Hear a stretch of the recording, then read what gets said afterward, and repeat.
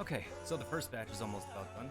We don't roll our windows down, 'cause things just ain't the same. Things just ain't the same.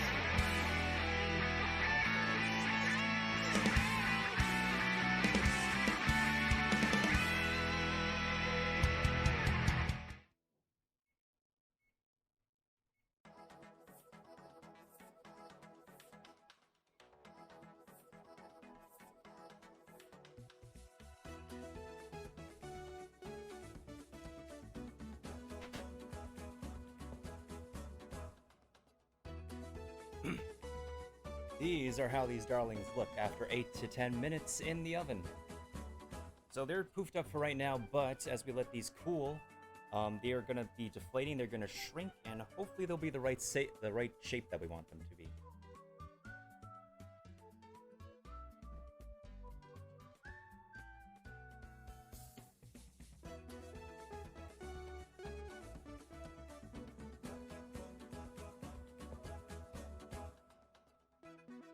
In the meantime, while those are cooled down,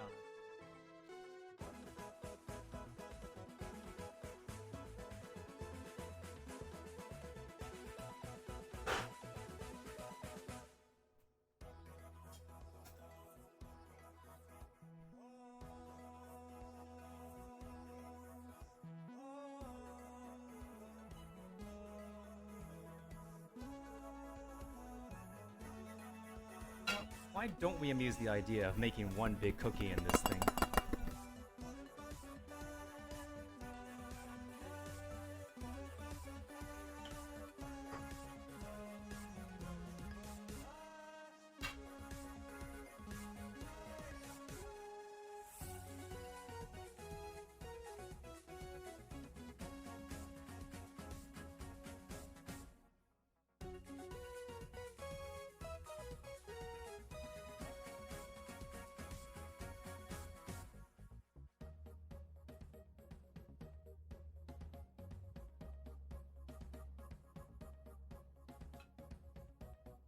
Thank you for the host once again, Kiva, because honestly, this is a really great way to use up any leftover dough.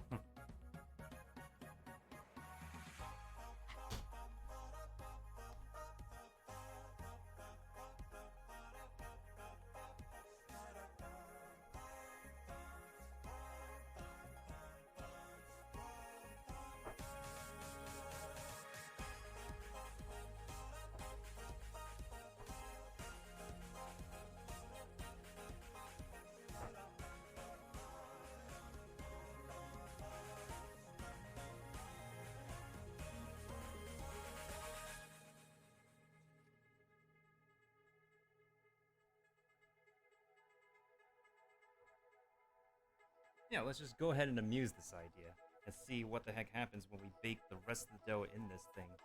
Although I think this might take a little bit longer to bake because it's one big cookie versus several small cookies, so I'll increase the baking time for this. But honestly, this is going to be very, very crazy. One of my craziest creations of all time.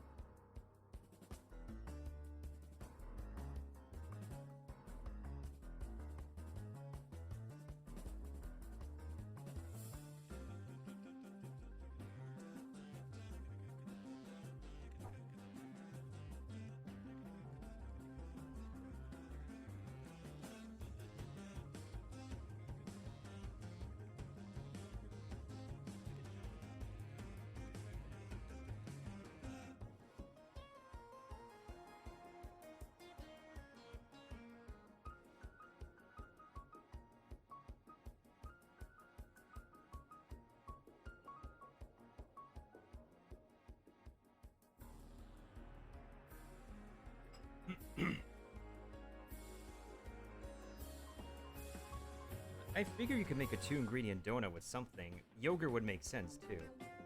I've seen yogurt made in a bunch of dairy recipes. Not dairy recipes, but, yogurt has been used as a substitute for yeast, I believe. And again, dairy products have a property to allow dough to rise.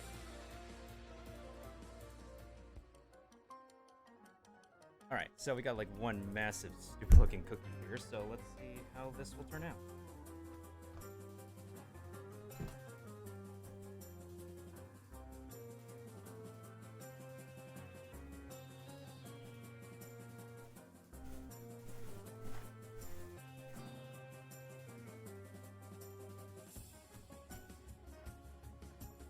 So I think for this one, we're going to be adding in additional maybe 5 to 10 minutes because I don't think like 10 minutes is enough for like one big cookie like this. So for now, let's put it at about 15 minutes and see how this looks around the 10-minute mark.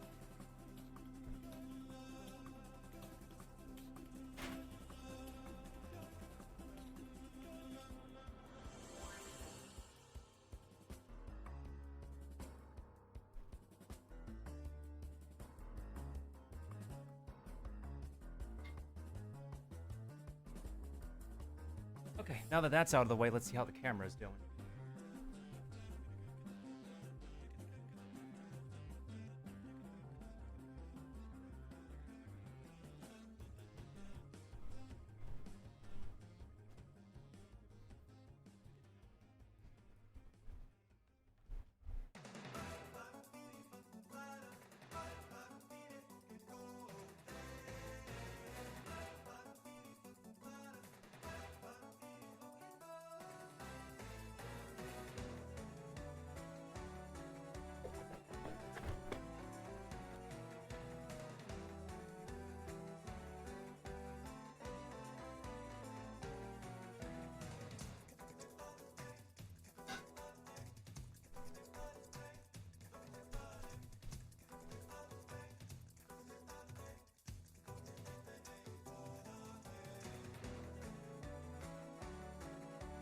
So lately, I've been trying to actually make some...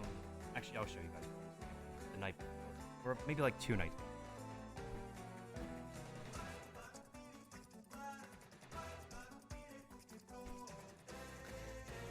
Making this thing was a mess, let me tell you this much. It's, I'm trying to make some homemade pasta dough, and some people may make it look easy on YouTube or cooking instruction videos or whatnot, but believe it or not, as with anything you try to make homemade for the first time, making this does get very messy. The positive side is that because I let this rest, you're supposed to let this dough rest for like what, a good 15 to 30 minutes that you make on the day of. However, because I kept this in the fridge, it was able to like somewhat ferment a little bit and bond with the eggs a little bit. It's just basically a little bit of oil plus salt and eggs and flour. That's how you'll make like most homemade pasta doughs. And when you bundle it up, it's obviously not going to become perfect. However, we're going to roll this out and see how this turns out, in all honesty. Just roll the camera a little bit so that way I can get down to the surface.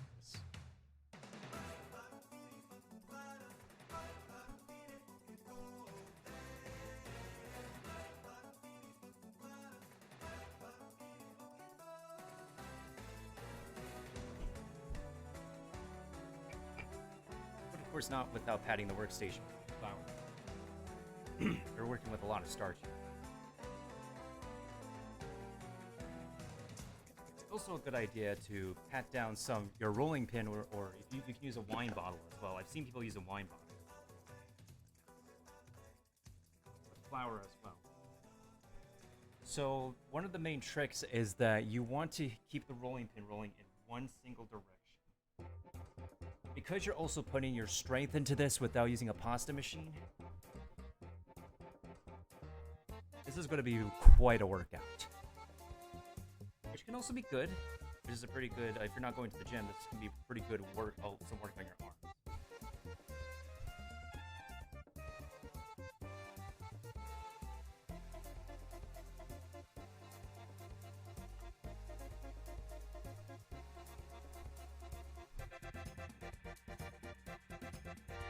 most pasta doughs, you want this to go really, I mean, a lot of really flat.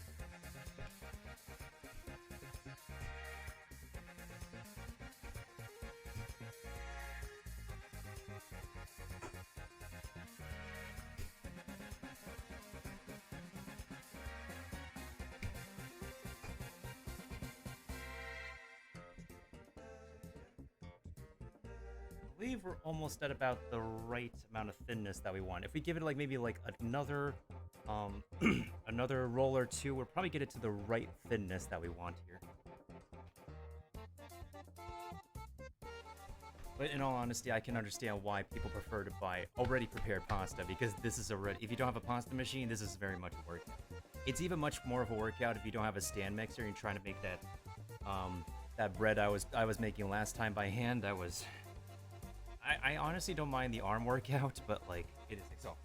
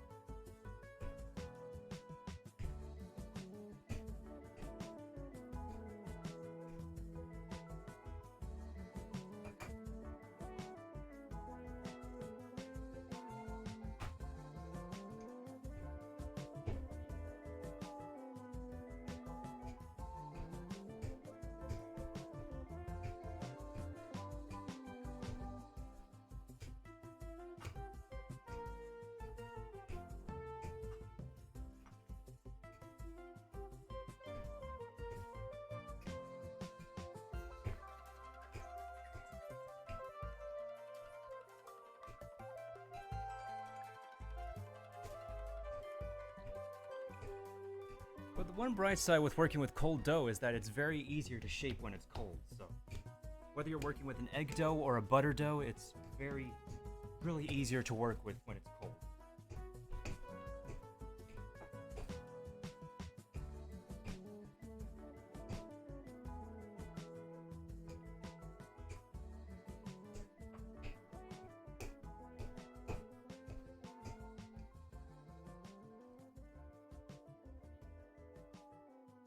Y'all see how flat I rolled this dough out to be?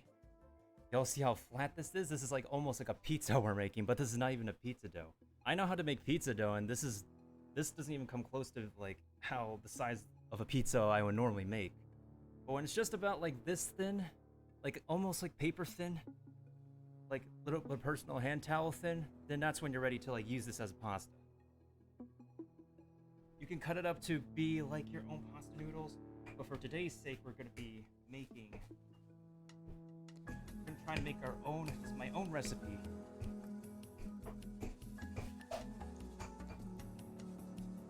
Kind of a creative take on homemade ravioli.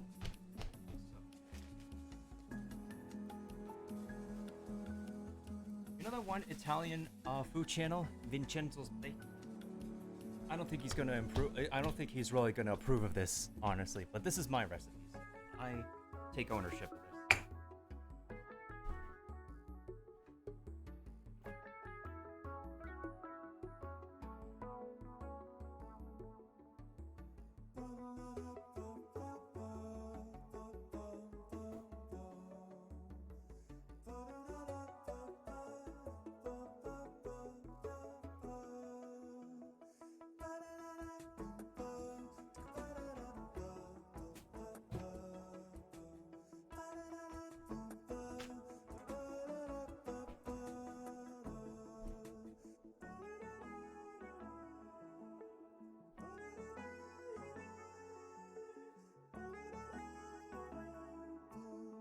I just took the large as heck cookie in the oven, and I think it's gonna need like maybe another 10 more minutes. So about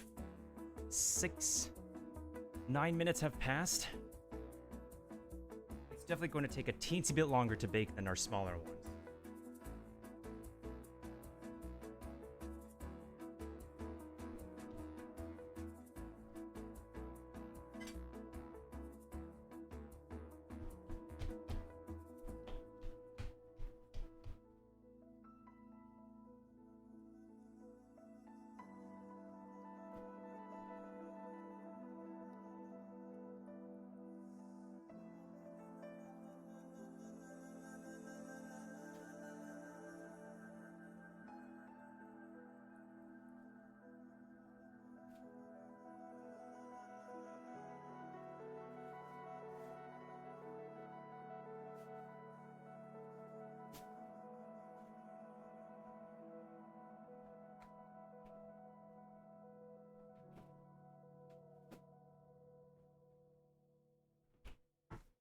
So if it wasn't, if nobody saw what ingredient I grabbed from the fridge, it's the. I know it's not real crab and whatnot, but in this day and age, real crab is very expensive, and if we want to fish for our own crabs, it's not really something we can easily go out of our way to do all the time. But we're making essentially a crab rangoon ravioli, as crazy as that sounds. So what we're gonna do is we're gonna saute up some mushrooms to add in the charm of having mushrooms in a ravioli. We're gonna mix that in with some onions. We're gonna mix it with the imitation crab, and then other ingredients that are called for in a typical crab rangoon. So this is where the final pat of butter is gonna come in, because we're gonna use this to saute the mushrooms.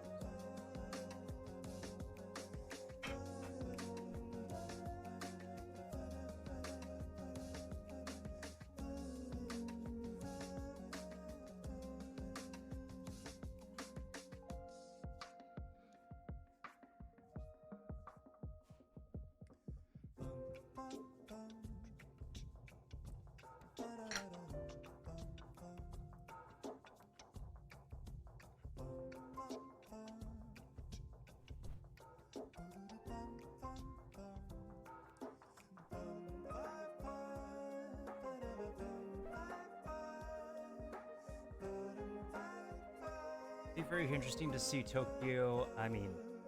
Australia at the Olympics this year? Really now? Why do you say that, Kiva?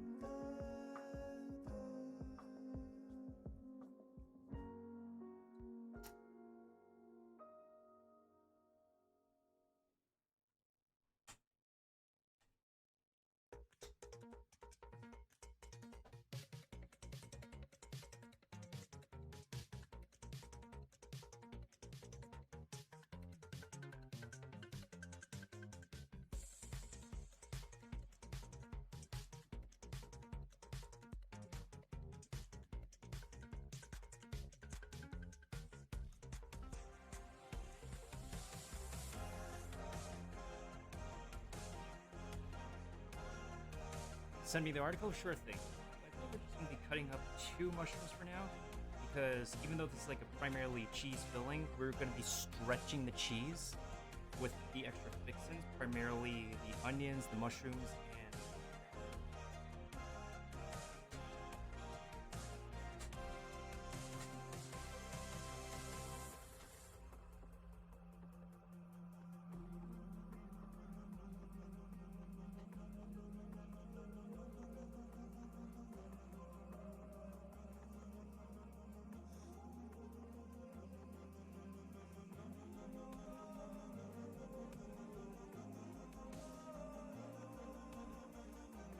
sauteing about this much mushroom.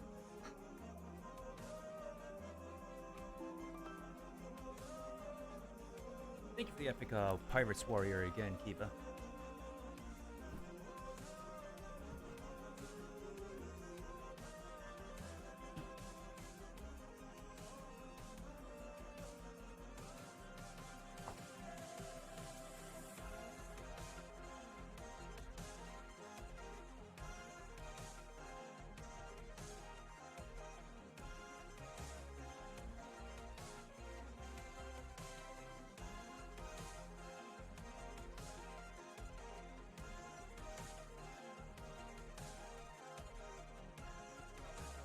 I always like to do with the onion is that I will actually clean it so I can remove any slimy outer bits from the outside before I chop it up.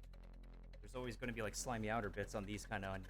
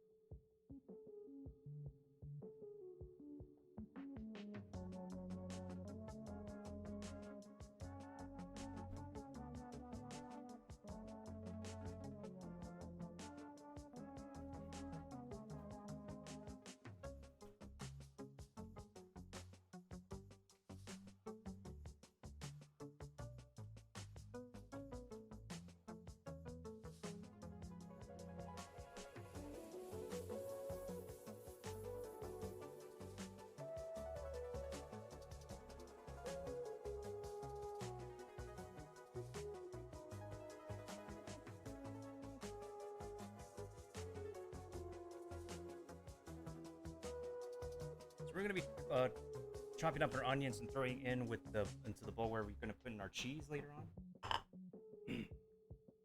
This is the stem bit. We don't really need this unless you want to like regrow your onions.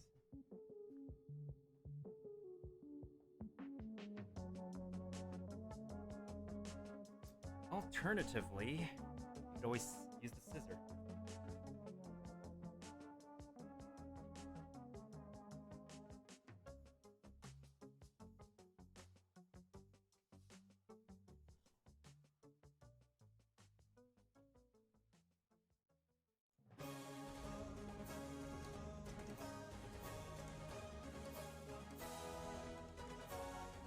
If it's like a wilted bit, always discard it. You could always use it as compost as well.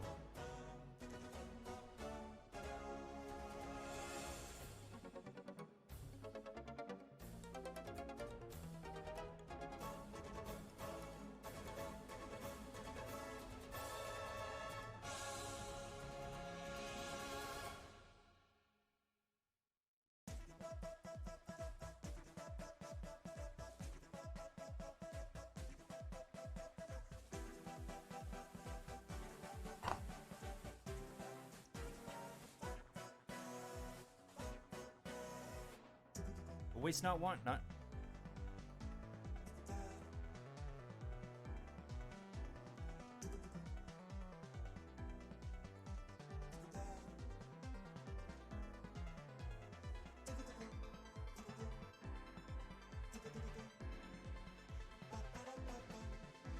So the reason why and how I actually decided to have an inspiration for this recipe is because recently I watched a video on YouTube by Lisa Nguyen. You guys can go ahead and look her up on YouTube. She posts a lot of food videos on YouTube alongside other growing content creators out there, like Nick DiGiovanni and amongst others. And when I looked up the recipe, if anybody did a crab rangoon ravioli, it would make sense to make a crab rangoon ravioli, but nobody did it yet, so here we are.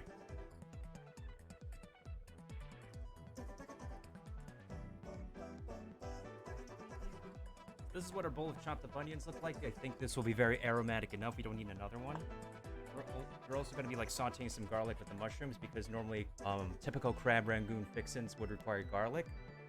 And because we're going to be sauteing it with the mushrooms, the flavor of the garlic will be toned down a teensy bit. So you'll still have that extra nuance, that extra note of garlic, but it won't be as heavy because it was sauteed.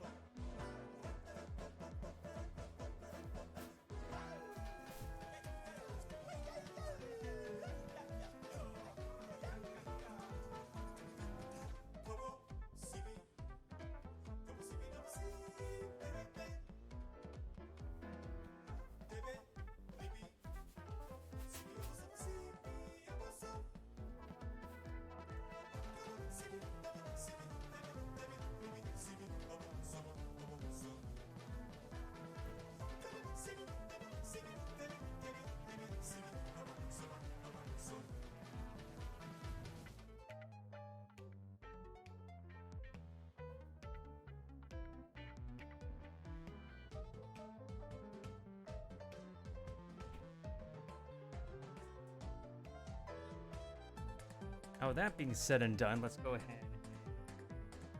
get these little dudes sauteed up for the filling.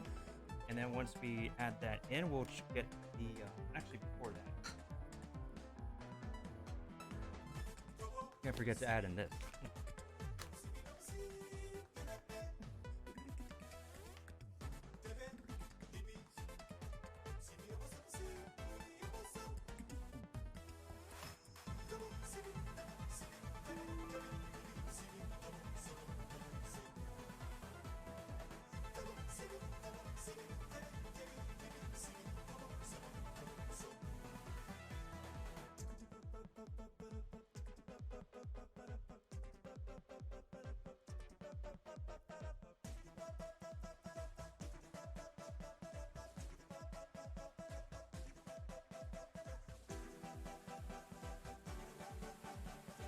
When you order crab rangoon for a bunch of Chinese places, there are times where it's very underwhelming because there's just literally not enough fixins.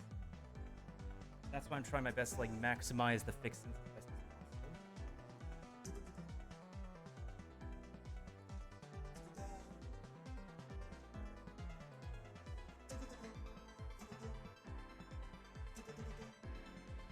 That way, when we need to add in the rest of the ingredients, I don't have to cut up anything else. So once we get everything else that's chopped in here, I don't have like a rough measurement for this. I'm just adding in to my, according to my gut.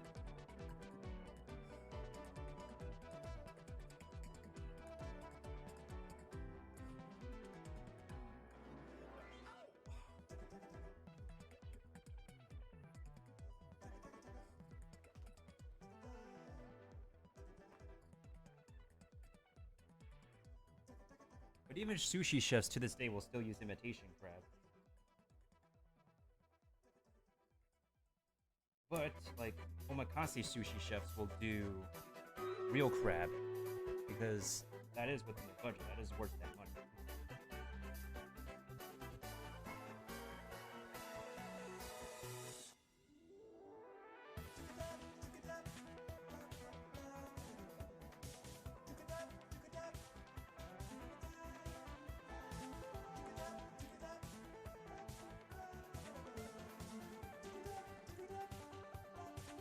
Now, if you do use real crab in this of course would taste a lot better.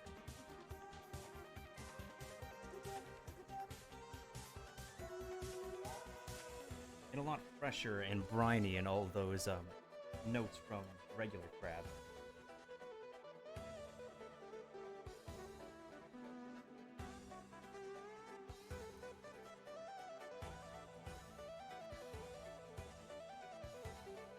I believe our patient little boy, girl thing, our creation is just about done.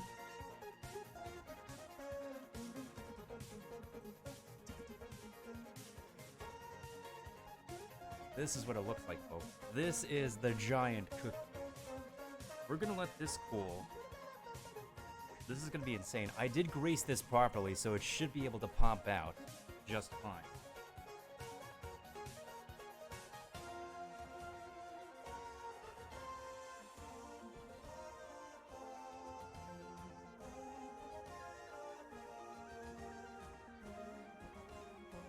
But, I mean, I wasn't going to make any more smaller cookies anyway, so why not just make one big one? It makes sense.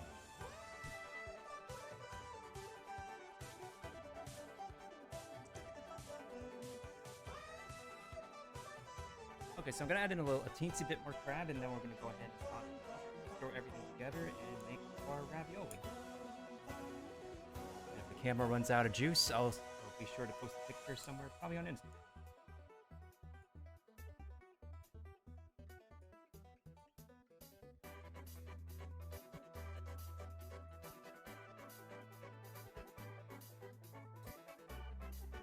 I would say, look, this looks just about right enough, because we're going to be adding in some, instead of cream cheese, of course, because this is typical ravioli fashion, we're going to add in ricotta cheese. I know there's going to be people who say ricotta, ricotta, but in typical fashion, you would say ricotta. It's like a very light C.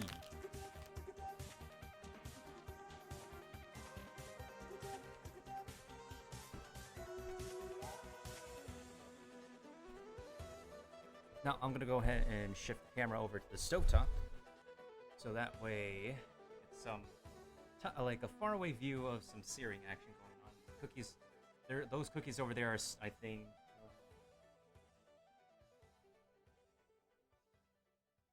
they're just about cooled down, but we're still letting them cool a little bit more to be more safe than sorry, you know?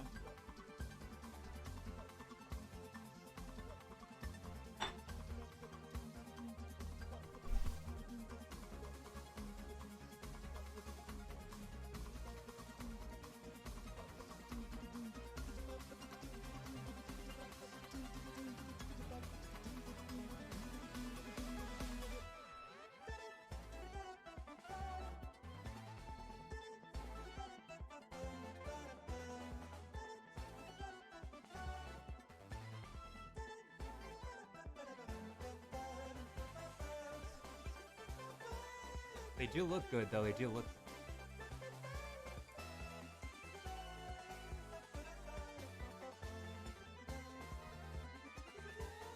This is how they look at the moment. They look underdone, they look underbaked and whatnot. But because we're not really, if you bake them a little bit longer, they're just not going to be chewy chocolate chip cookies anymore. That's why.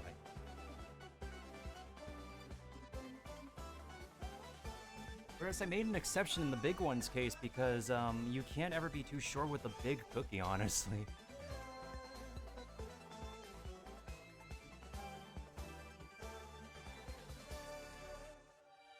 Alright, so we're gonna heat our tiny tamago pan over there with a little bit of heat. Probably gonna keep it on medium heat. We're gonna throw in the last butter that we have in there.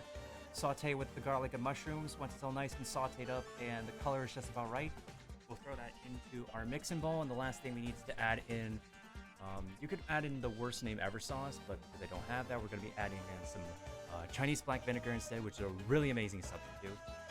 Pinch of soy sauce, and probably a teensy little bit of sweetener. Maybe honey.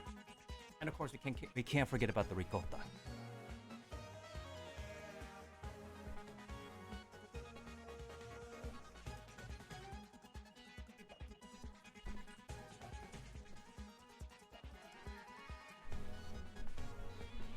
You want to make sure a pan is nice and hot enough. Throw in a tiny splash of water. If it sizzles, it is ready to go.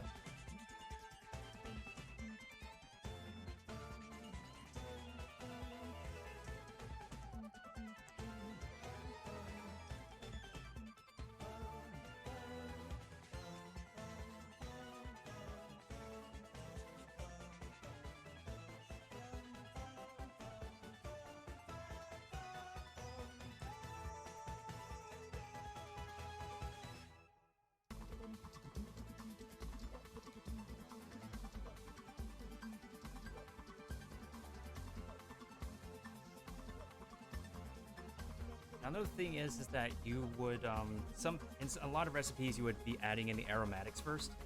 Sometimes that's good, sometimes it's bad, but in this case, don't throw it in first, or you're gonna end up like risking a chance to burn it right away. So after you saute the mushrooms a little bit, throw in the garlic, so that way you don't have a chance to like burn it.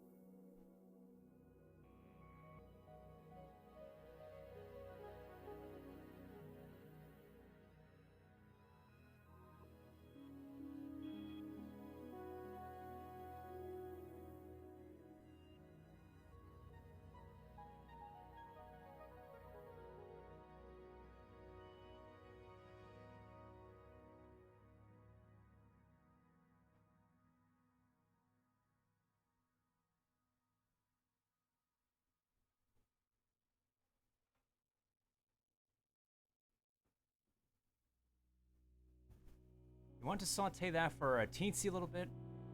Make sure it has the color. We're gonna add in about maybe a tiny spoonful of garlic. I've got a picture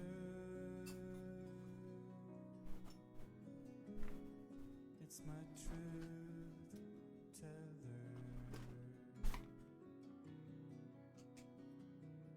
It's a fixture through this terrifying weather. A faint smile.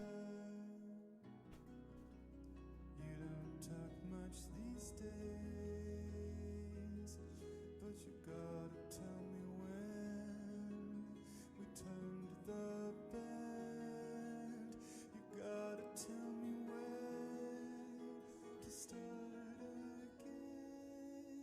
And who's gonna dig us out of this mess? And who can keep from staring all day at the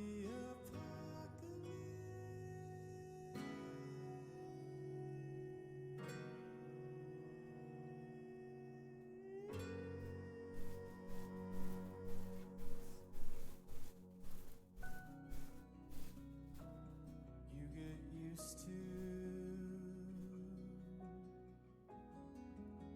fumbling in the dark. Years run together. So this is what the mushrooms look like. Once they become just about the right color you want them to be. Let this cool for a little bit. I know we're supposed to like let We this don't talk temperature, that but much because these days, kind of in a but rush. there's beauty These will come to room temperature easily, I'm pretty sure of it. So we're going to here. Even sadness. separate containment, so that way it doesn't actually actually cook the rest of the filling that we have.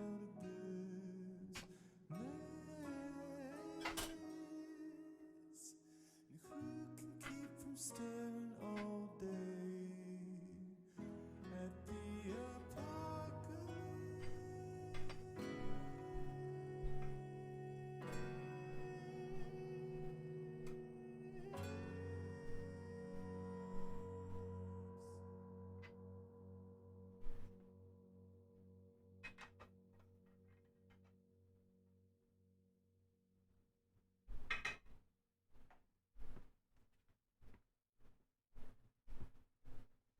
Okay, so into this mixture, we're going to be adding in around two, I think, teaspoons of, to be a little bit light on the lighter side to make sure it's not heavy tasting, of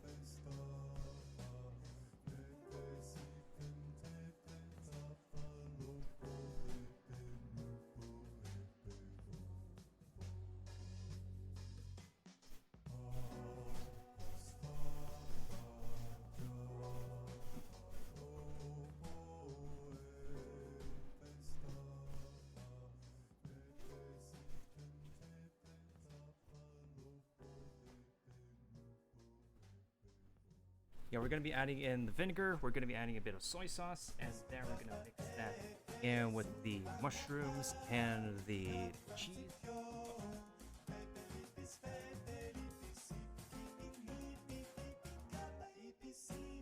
Your freezer sometimes is really your best friend sometimes when you want to cool things quickly, which is why I purposefully threw the mushrooms right in there to cool quickly.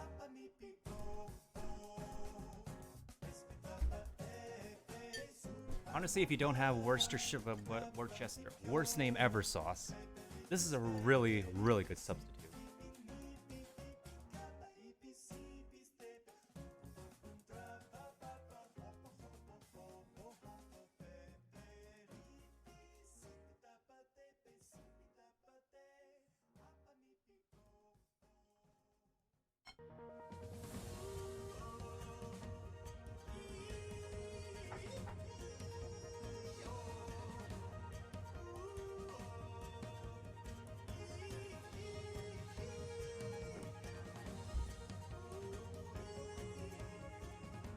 And then we're going to throw in a little bit of soy sauce into this.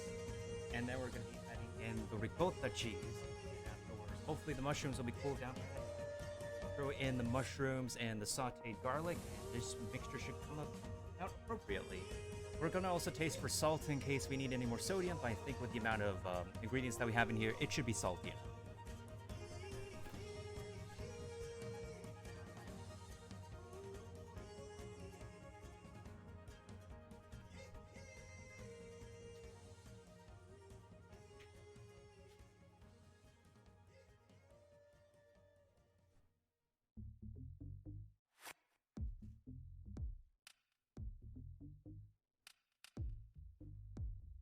This is how I roll.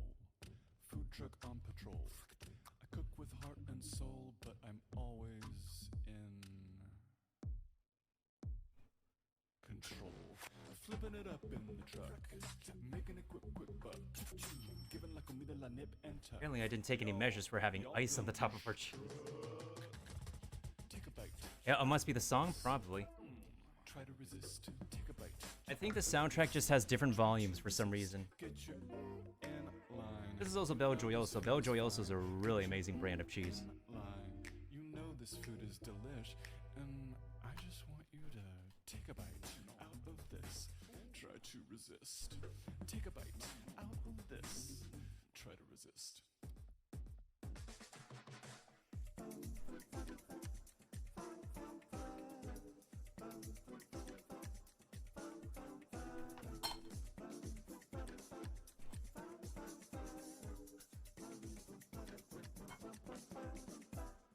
This is how I roll. Food truck on patrol. I cook with heart and soul, but I'm always in. Alright, so once we get about just about 1 cup of the stuff black. Making a quick buck. Giving la comida la net and tuck. Y'all gonna be take a bite out of this. Try to resist. Take a bite out of this. Try to resist. Get your booty in line. You know this food is fine. Get your booty in line. You know this food is like delish. I just want you to take a bite out of this. Try to resist. Take a bite out of this. Try to resist. Put it on the line. 1, 2, the 2. J-O-M-O, FOMO, up to you. Put it on the line. Anybody's like wondering what the heck like ricotta cheese tastes like. It's like Put it on the line. 5 to the 6. It's LT here. There ain't no tricks. Put it on it's the like line. very loose milk I'm gonna in a give way. it to Like you straight. not too gritty milk, but it's very soft tasting milk.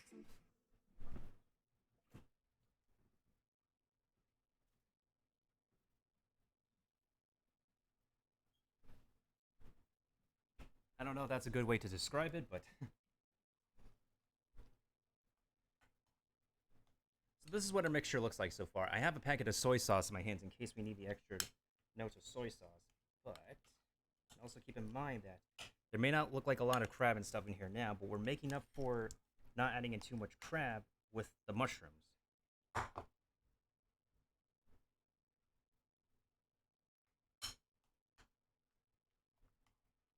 Okay, I primarily just taste like a slight hint of the black vinegar, so we're gonna be adding in the packet.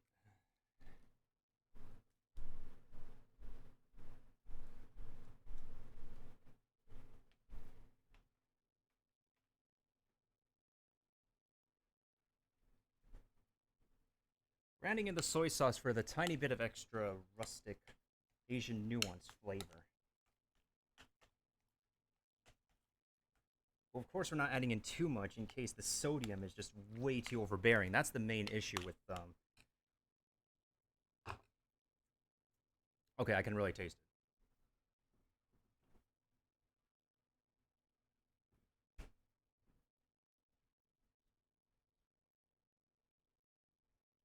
There's a slight bit of heat on this, but I wouldn't say it's a completely overbearing heat.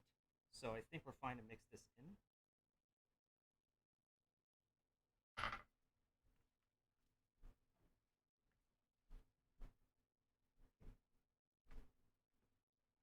Hi, how are you?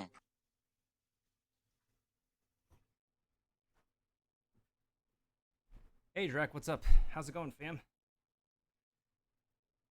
Alright, so now we're going to mix the mushrooms. Hopefully it's not going to cook this entire mixture right into this mixture.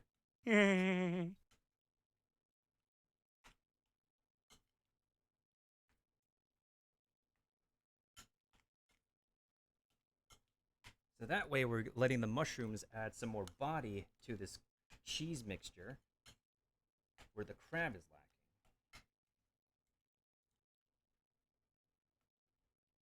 Of course, it doesn't hurt for me to add a bit more crab, though. I probably should do that.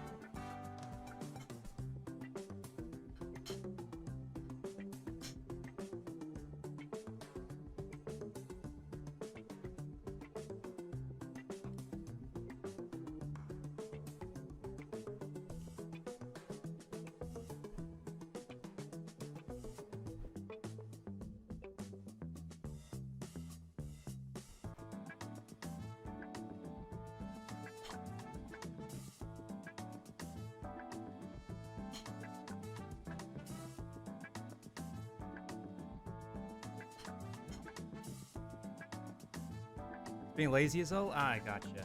Oh, I'm actually making my own recipe, Jack, so apparently got some homemade pasta dough over here. We're about to make some homemade ravioli.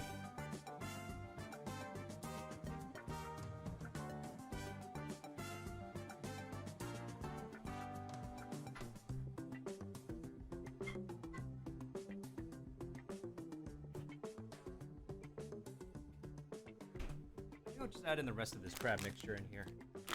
Yeah, no problem, Kiva. Take your time.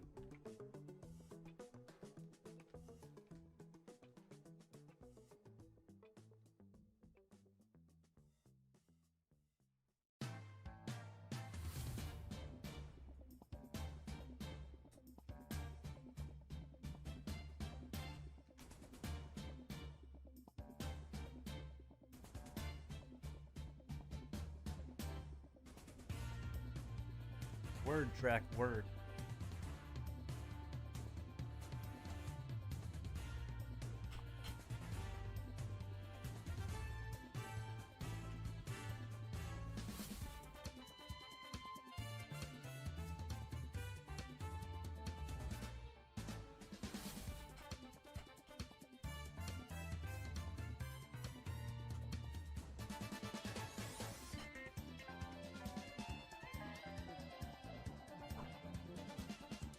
Okay, I think this does taste like crab rangoon. Like a very light crab rangoon. It's not really heavy, but I think the flavor profile is just wrong.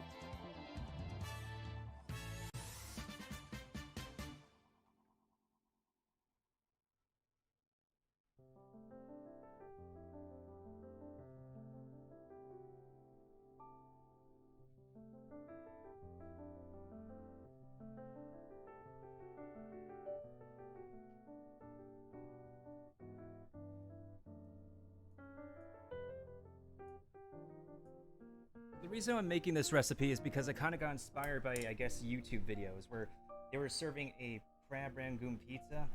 This channel called Lisa Nguyen and other people have followed suit in her to make a crab rangoon pizza, and I saw the way she's making crab rangoon. It's like, wait a minute, hold up. Yo, you call that a... Like, it does look good. It does look like hangover food, but it's just hangover food. I mean, then again, it doesn't hurt to, like, have hangover food every now and then, right? When you're, like, completely drunk and, like, late night, you really want to fill your stomach up with something. I think, essentially speaking, I'm making hangover food you can make, ahead of time. So, it would make sense. Plus, you can always, with these raviolis, you can either like boil them or air fry them, and it'll taste just really good.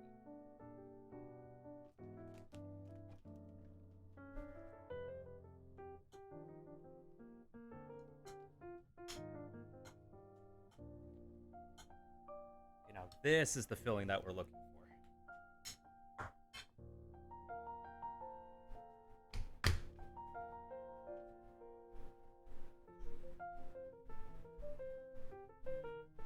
So, to our pasta dough,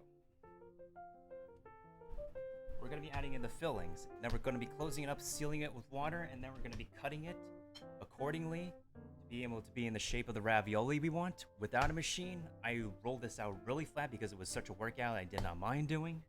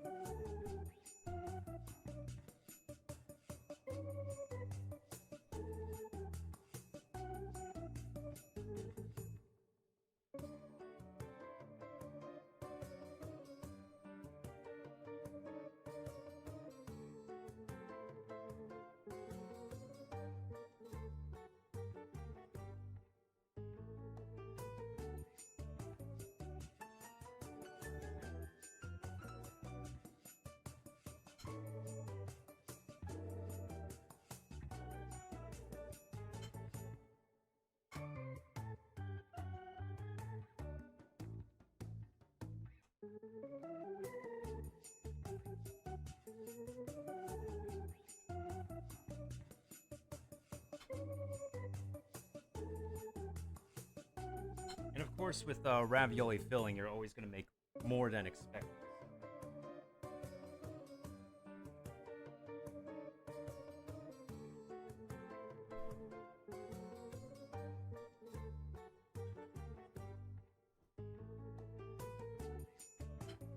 Just not going to be sealing the deal with.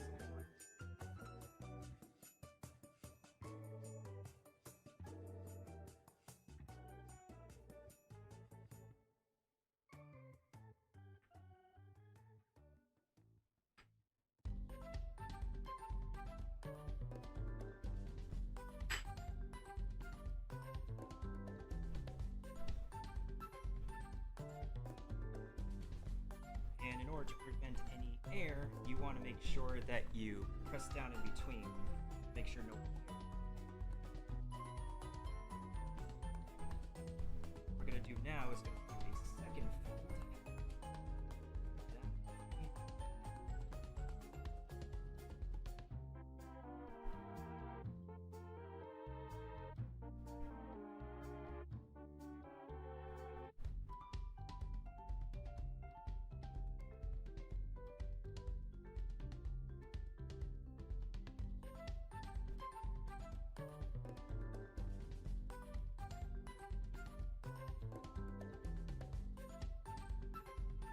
And this is actually my first time making ravioli too, so it's not first, it's not gonna be perfect first time.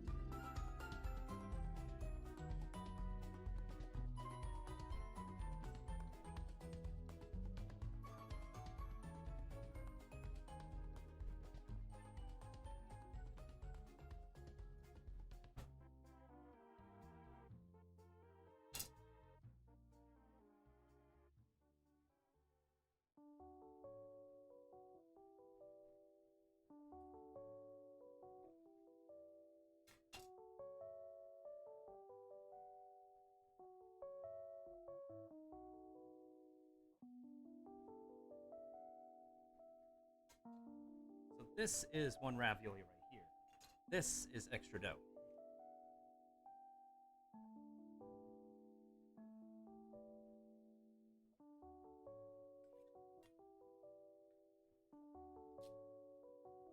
Because of course... Ah, okay, so there goes the camera.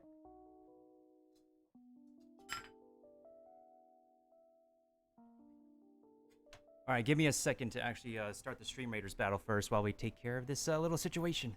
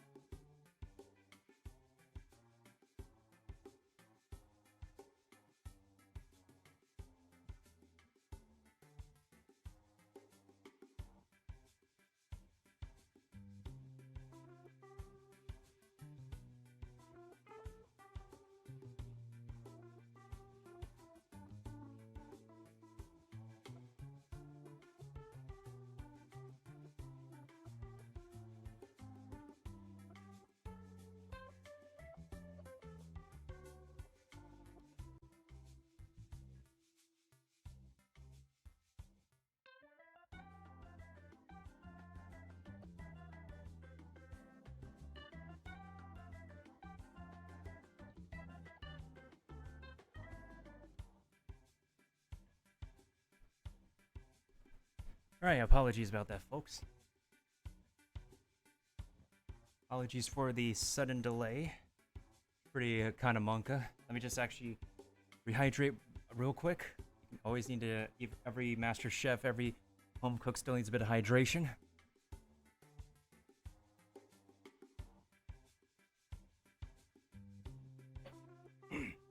Also, Drac, you would not believe what I decided to make as well today. I gotta show you.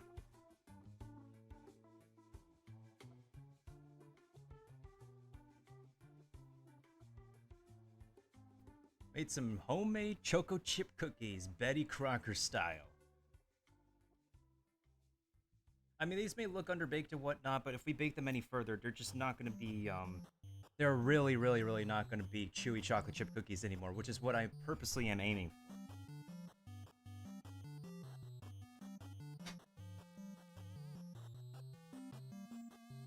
Also, while we were at it, we decided to make one Chonky Boy as well.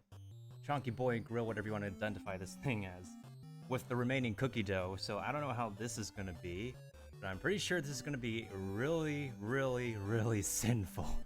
So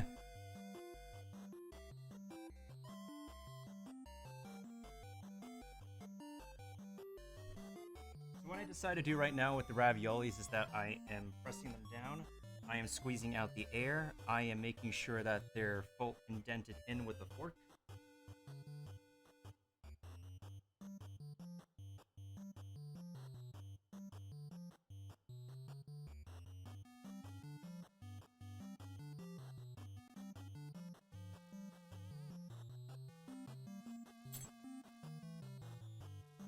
This is our remaining dough right here, but we still have a lot of filling to go.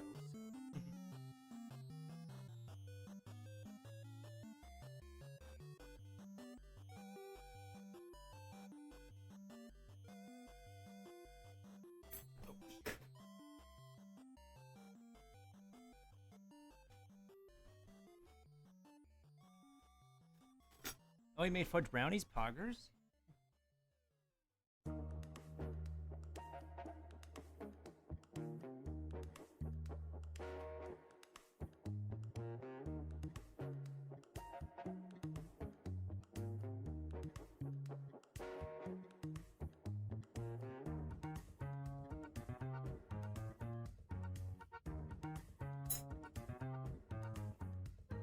Maybe next time I make these things, I'll try to actually have an actual pasta machine. But I mean, regardless, this is what they look like for the most part. Again.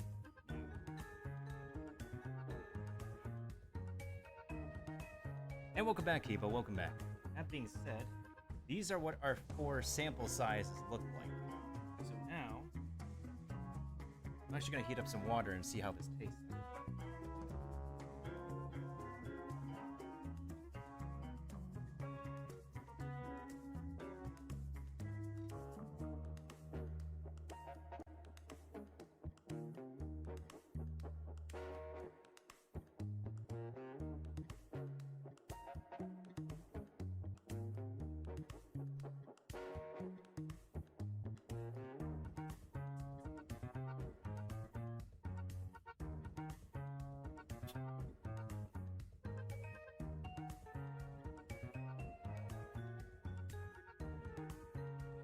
As for the rest of this dough, I'm going to be saving it. I don't think it's enough to fill in the rest of our fillings. Y'all can see right here, this is a lot of Rangoon filling. You can also use another shell for, you can use spring roll shells, you can make your own egg roll shells.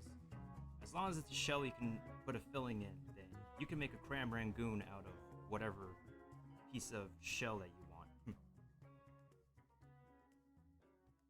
for now, I decided to try it in a form of a ravioli because why the heck? Essentially speaking, these will be like a little snack, a little appetizer. But you can always make an appetizer. You can always make a snack out of the cookie. I think since they're cool enough, I'm gonna move them to a wire rack.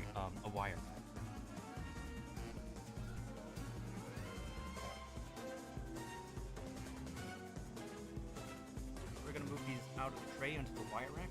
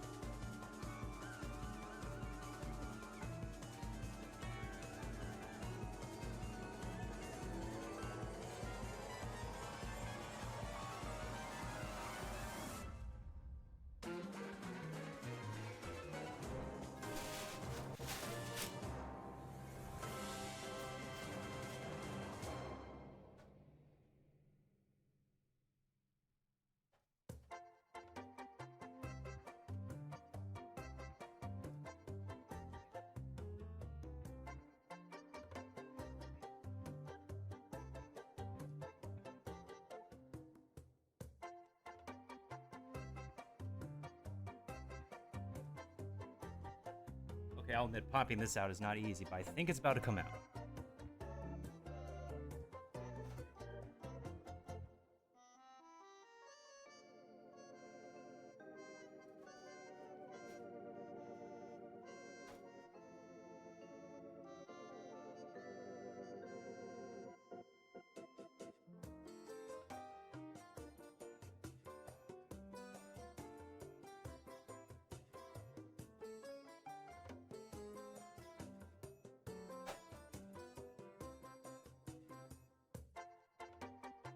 I think we made one thick, chewy chocolate chip cookie. This feels amazing.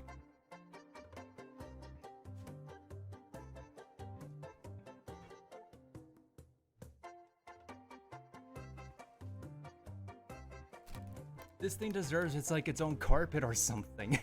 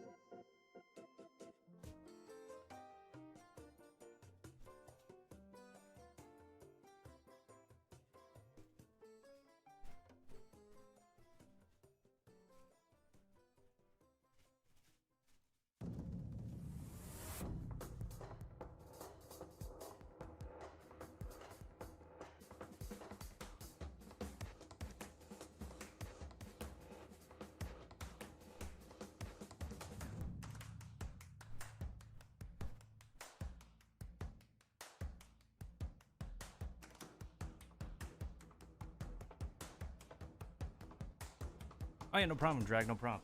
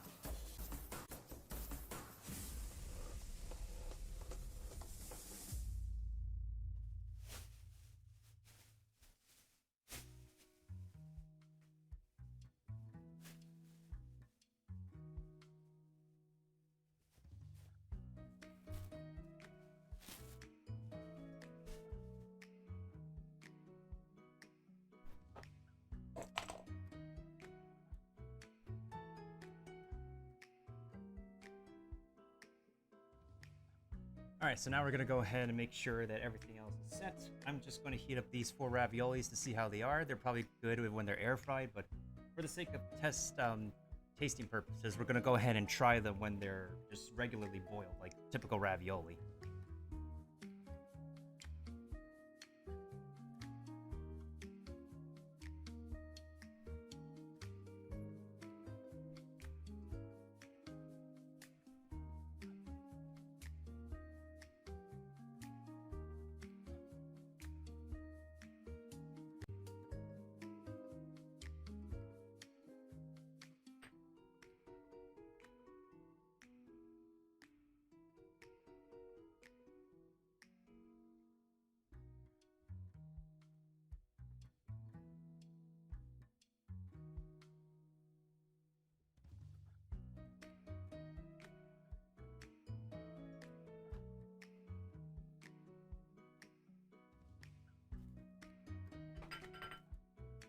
I think after this we can probably go ahead and hop over to some YouTube to watch some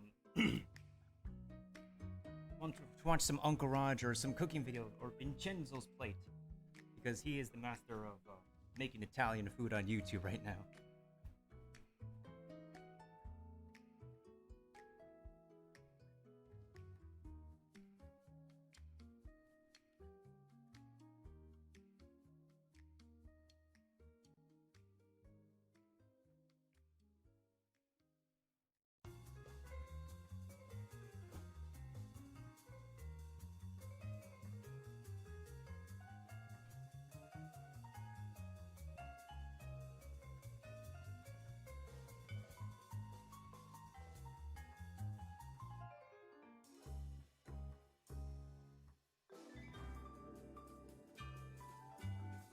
Because this is a fresh pasta, we're gonna let the raviolis cook.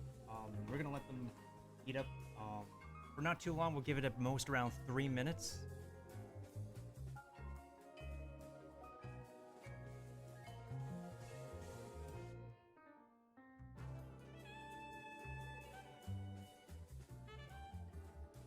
And then I'll probably serve it up with some pesto because sure, I could pair it up with some weird red sauce like sweet and spicy red chili sauce or ketchup or something, tomato sauce.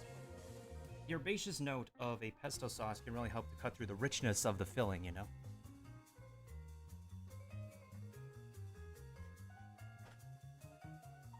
Which is also why ravioli, some pastas are really, really good with pesto sauce because it doesn't taste too rich. It's green. A lot of green color really looks incredible when you're taking photos for all you photographers out there.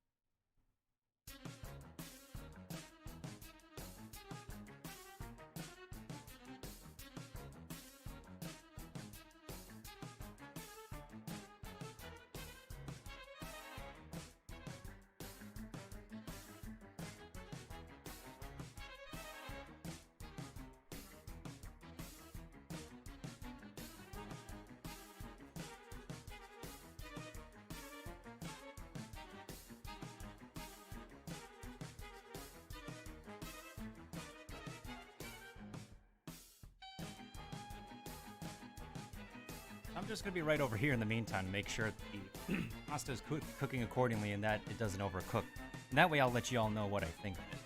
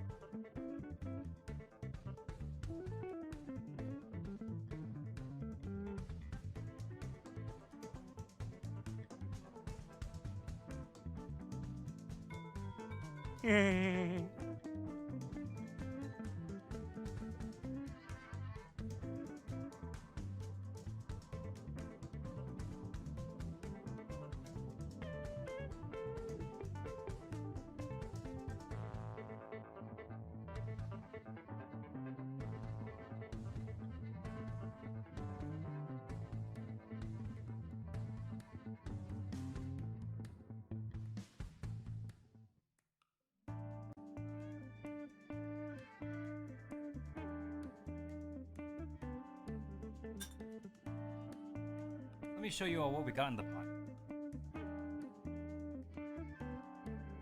Because the pasta is, well, before pouring any water out and burning the countertop, if the pasta is floating, that means it's just about ready to go. So we're gonna fish these out, cook the other two, and then we'll see how it tastes.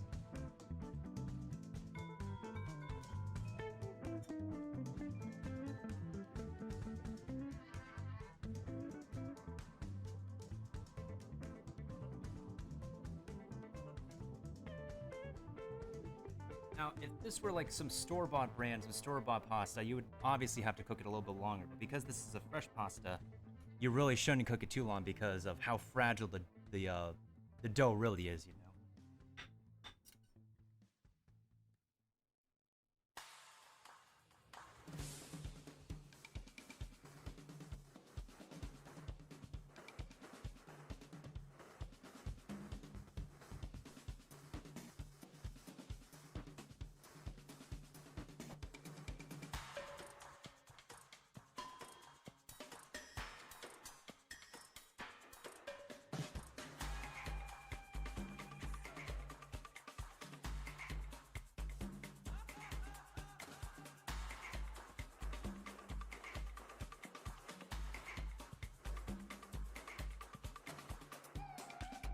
I have pretty good faith this is actually going to taste really, really good, though.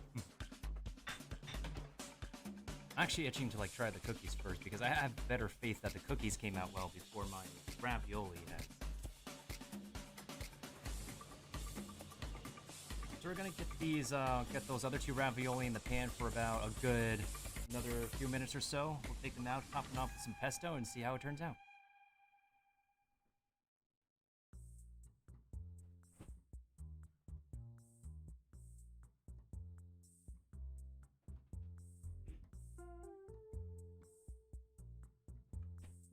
Thankfully, I have some leftover pesto in the back.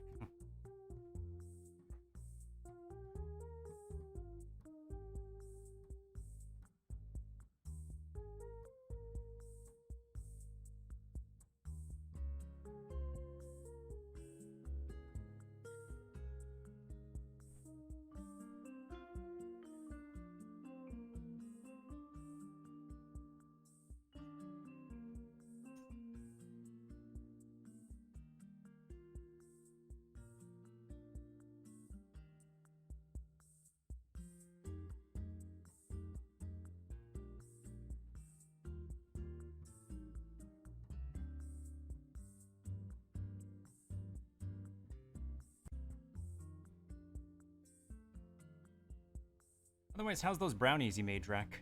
Did you follow like your own recipe or look up something online and whatnot? It doesn't hurt to like make it from the box mix or whatnot. If you make something from the box mix, it's always going to be bound to be it's always bound to be like coming out perfect because the way they proportion they proportion the ingredients in like a box mix is just meant to come out the way it's supposed to be, and it's really amazing.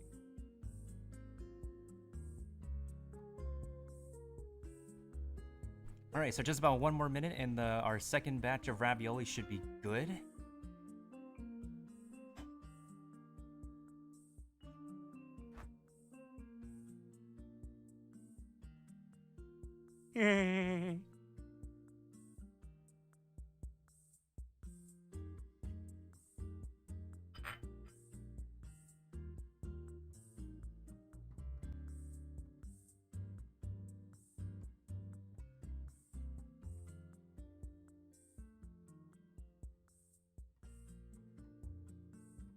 Hey man, nothing wrong with that. Nothing wrong with that. Their box mixes are still pretty good too.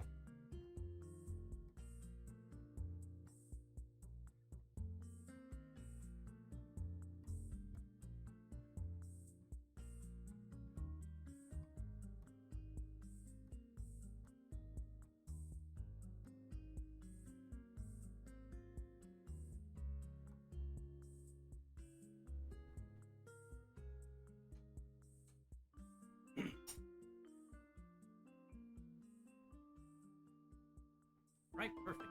So our pasta, y'all probably can't see, it's floating to the surface of the water instead of being sunk to the bottom. That means it's just about done.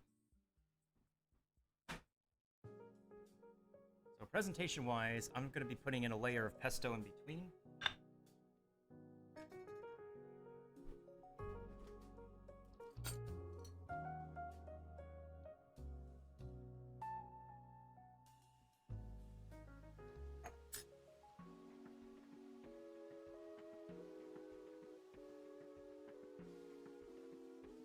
Plus, starchy pasta water always helps to add in a little bit of body.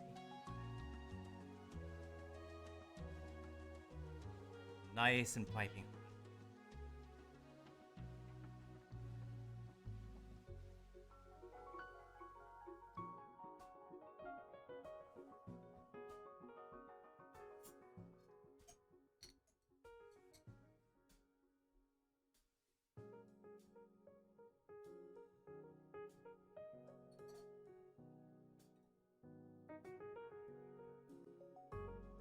And using the fork presses to help seal in, like, remove any air is always pretty good as well. And thank you for the Epic Berserker pixel streams. Always appreciated.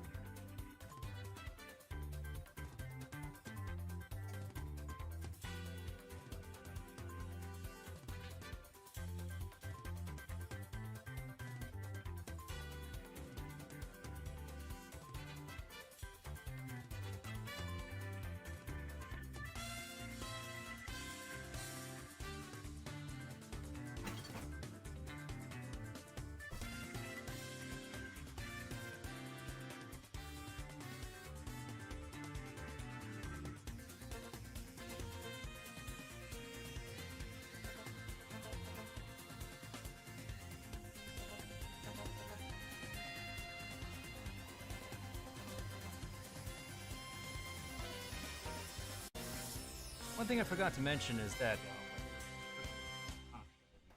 probably might help to add in a little bit of oil so you don't get an accident like some people sometimes it happens to people.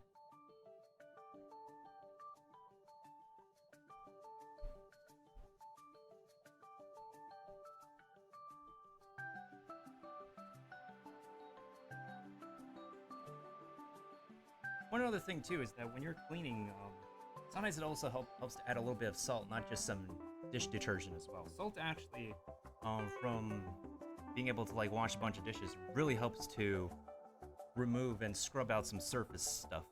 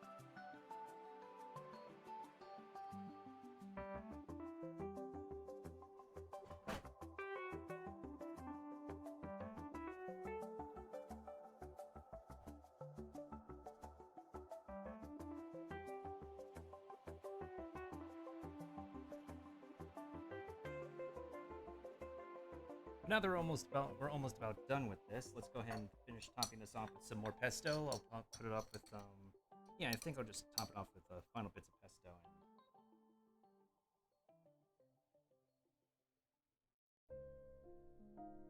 See how funky this creation of mine tastes.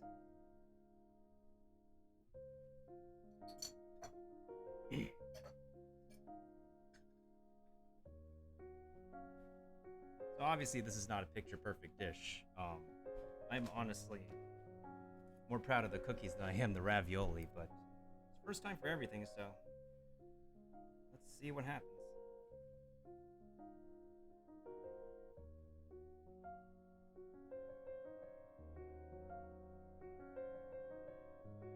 Alright, so when I first break it open, it's a little bit gummy, but since I can't be able to cook the pasta dough too long, it's kind of expected at this point. Get a bit of mushroom, get a bit of the crab over there. This is probably the, not the best looking cross section, but it is a cross section.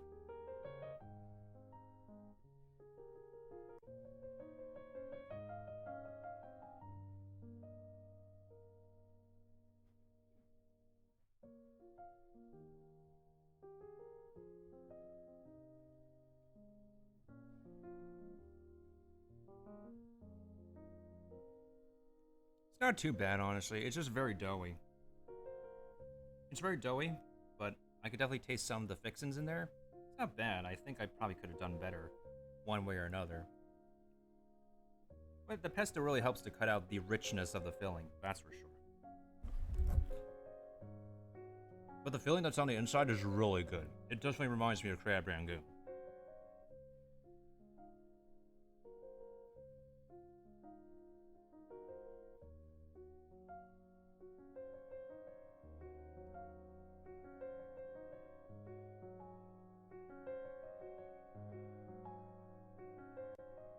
Maybe if this was like fried or something, then this would be even better, because when you're having crab rangoon is typically fried as well. And it doesn't even hurt to have some, like, you know, fried ravioli, you know? Fried ravioli, I believe, is a staple somewhere in the US.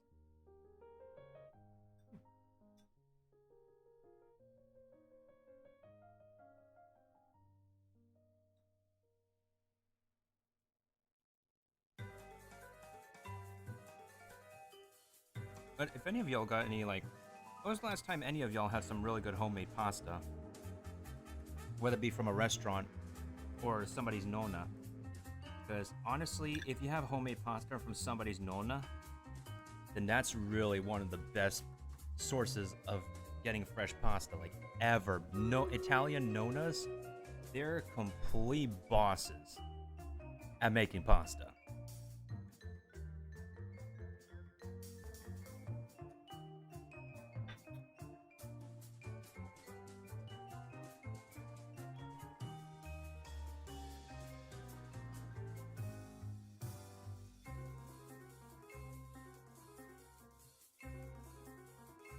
You like fried ice cream? Fried ice cream is also Japanese dessert too. I'm sorry, I'm talking with my mouth full. It's not the worst thing I've had, but it's certainly really edible.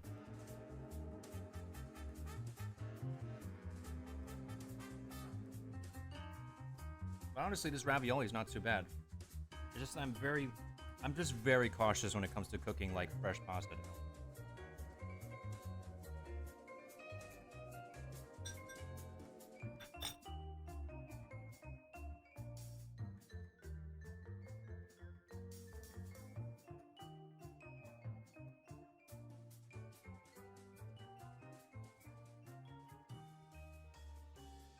Oh, I can taste the onion. I can feel the texture of the mushroom. I can taste the onion. I can feel the richness of the cheese. The garlic is not heavy. I should have threw in some more black vinegar, maybe. Okay. Maybe if I threw in some of the magic salt, the magical salt that Uncle Roger approves of, it would probably be slightly better. I just realized I forgot to add that. I still have the filling right here. This universal filling right here. I could probably like throw some in there for like another recipe.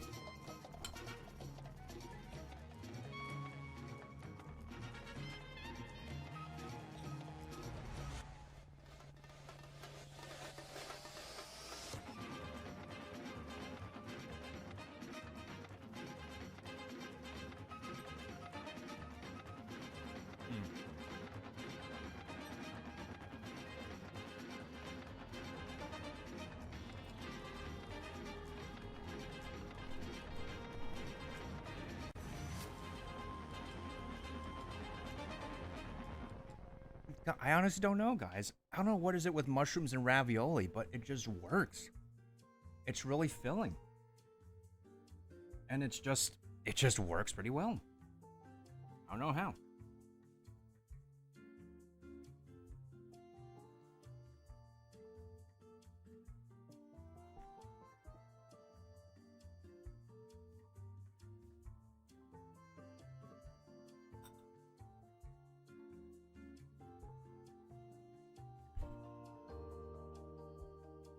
In any case, let me go ahead and start the Stream Raiders battle while we go ahead, and after the Stream Raiders battle, I'll let you know how my cookies turn out, which I have really good faith in, and then we'll switch categories after this. Yo, Hotbox, what's up? Hi, how are you? There's cereal? Oh, my dude. Made our own homemade ravioli with no formuloli. And this is our fillingioli. Can we give a shout out to Hotbox real quick while I finish up my last bit of homemade ravioli right here?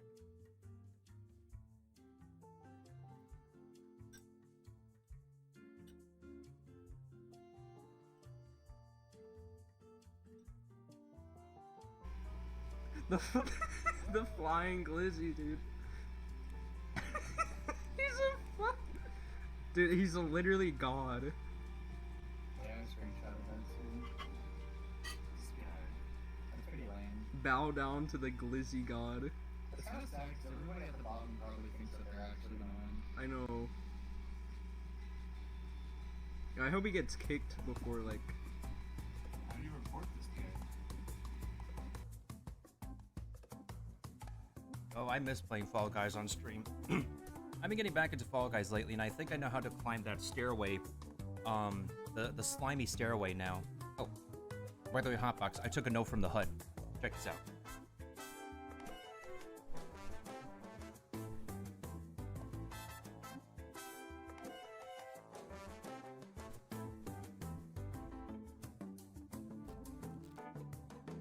Look at this.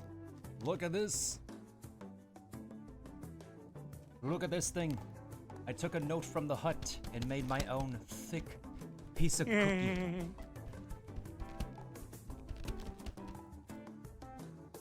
Look at this thing. This thing deserves its own carpet. This thing deserves its own throne right here. It is amazeballs. It's a stream inside of a stream, monk, right? yeah. It's not just Domino's. It's not just the Hut. It's not just, well, no, Domino's doesn't have it. It's not just Papa John's. Papa John's also does this. The thick piece of cookie. Domino's has the cookie brownies, which I think is okay, but after a few more bites of it, you just get tired of it. But yeah, we made our own homemade choco chip cookies today, and this is the big one. This is the big bad one. Now, before I let you guys know how my cookies turned out, let's actually go ahead and start the Stream Raiders battle for real.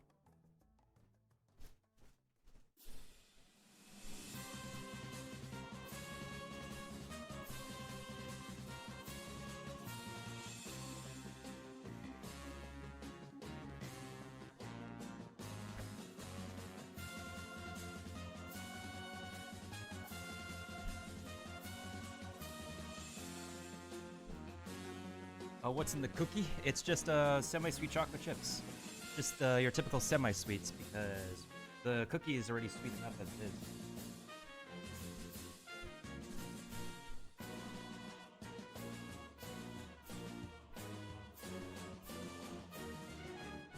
Here's what the little ones look like, all ready for the bake sale. These are all ready for the bake sale, my dude.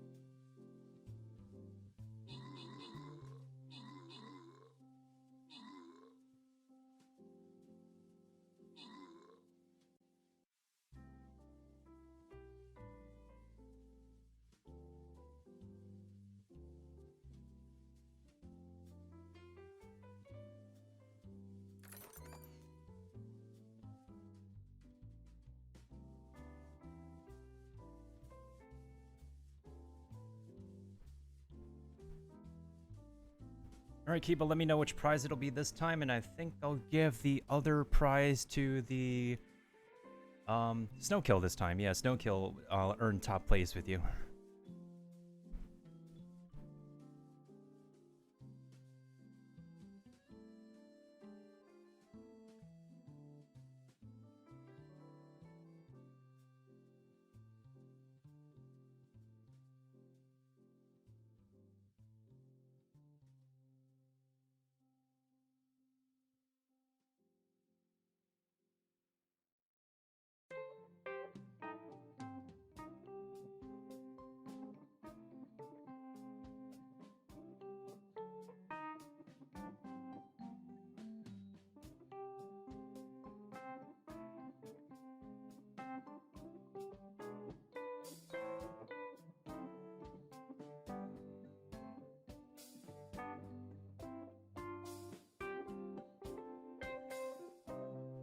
Okay, with that being said and done, now let's see and find out how the heck these cookies are.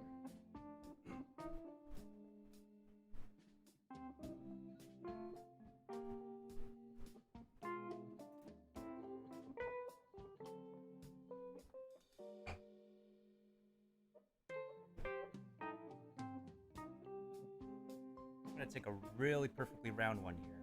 You got a pretty even distribution of chocolate chips on the bottom here. It's kind of crowded over here. Break it apart and see how it is.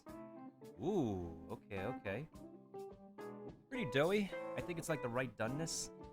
Of course, it's not the right color as a lot of people would want it to be, but we've only baked these for 8 to 10 minutes. And these are not meant to be like well done cookies anyway. They're meant to be chewy chocolate chip. So there's going to be some underdone dough to begin with.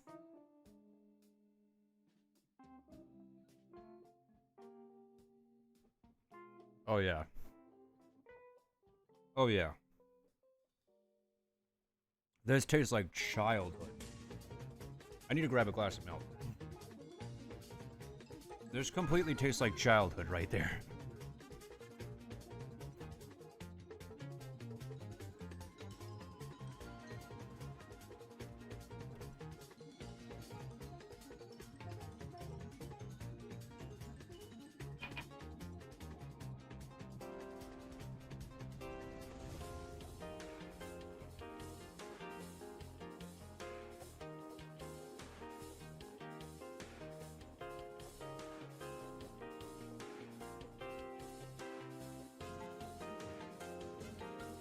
Really now, Kiba.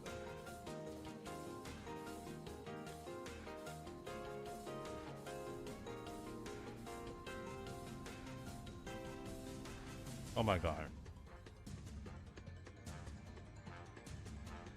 Betty Crocker, you are my savior. It may not be the right color, but it is the right doneness I like.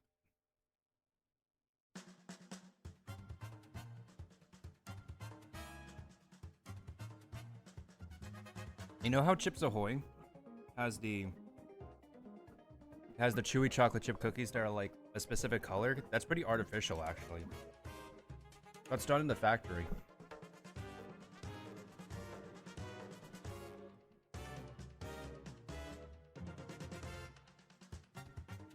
Overall, the cookies are a success. Betty Crocker's recipe rocks.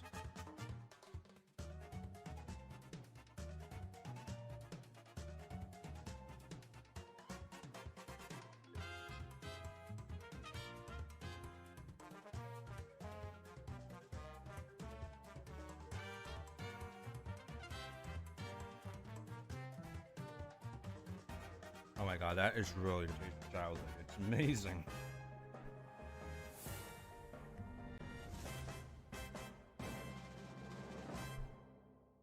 I mean, what more could you expect from this? Well, in all honesty.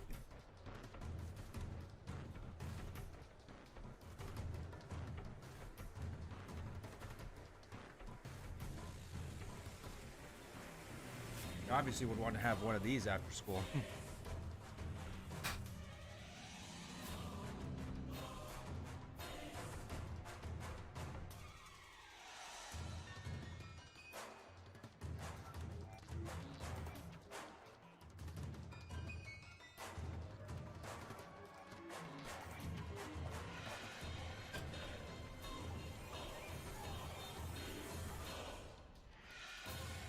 So I say overall today was mostly alright. It was a learning experience for me, especially when I have to like make my own pasta dough for the first time. The rest of it we have refrigerated. This we're going to be putting away, and I'm sure we can use this for some other applications. Still a crab rangoon filling. I was saving the rest of these cookies for to snack on some other time and place. Wait, what's that video, Kiba? I can't tell. Is it like it's like a food video, a music video?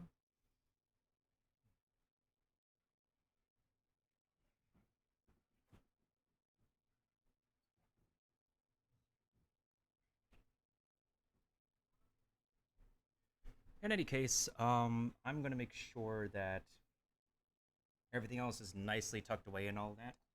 And we'll switch scenes in a little bit. We're gonna be for the rest of the evening. We're just gonna be vibing on Genshin Impact because I want to get the final Primo Gems, the final temporary area to be deleted soon. Primo Gems before the release of Inazuma this Tuesday evening / Wednesday. Although on Tuesday evening we're still gonna be having a Discord hangout because, as I said before, to celebrate the 1.7k milestone on Twitch, we're having the community hangouts on Tuesday nights. Ah, the song that got stuck in your head. Gotcha. Alright, in any case, folks, let's go ahead and switch scenes over to Stream Raiders. Keep the music playing, and I'll take a moment to make sure to break things down in the kitchen and get ready for the next part of the evening. We will be right back, and I'll go ahead and play an advertisement real quick as well. So overall, the cookies are, I'd say like 5 star out of 5 star. The ravioli, it's like a 3.5 out of 5. Like it's mostly on my part for being an inexperienced home cook and making pasta. I'm a bit more experienced in I'm a bit more experienced in doing pizza stuffs more so than pasta stuffs. But I would say today is quite a learning experience for me to do homemade pasta for the first time.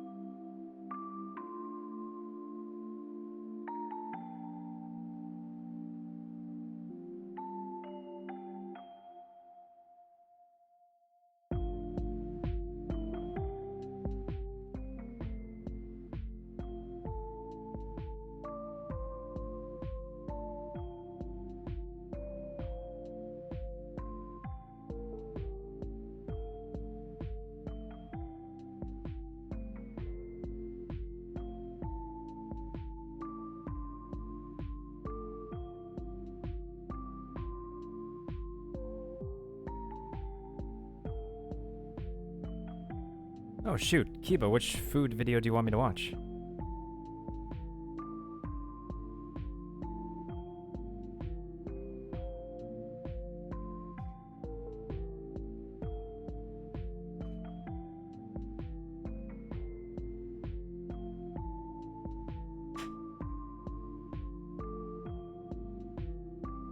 Oh, army stew. Wait, that's by... Wait. Josh, that dude, he did...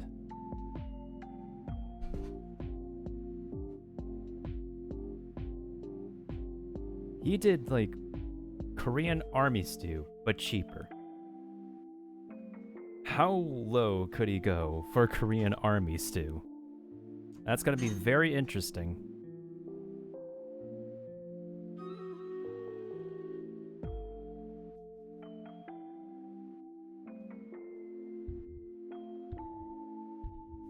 Well, let's go ahead and get this battle started. Then we'll go ahead and play the food vid.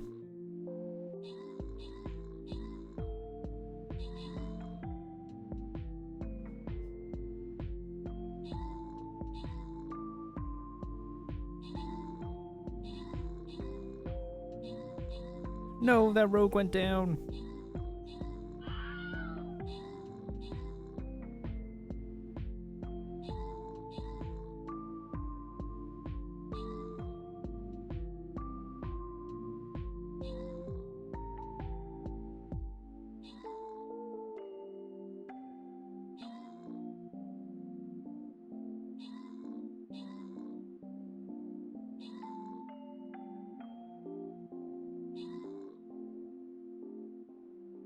Oh shoot, there goes my vampire.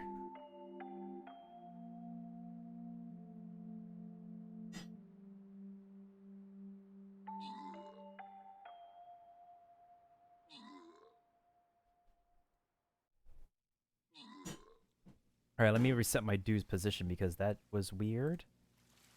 Okay. Alright, Kiba, which prize will it be this time? Way better than a $5. Yep, pretty much. You can get, like, really good coffee for cheaper than $5 if you know where to look.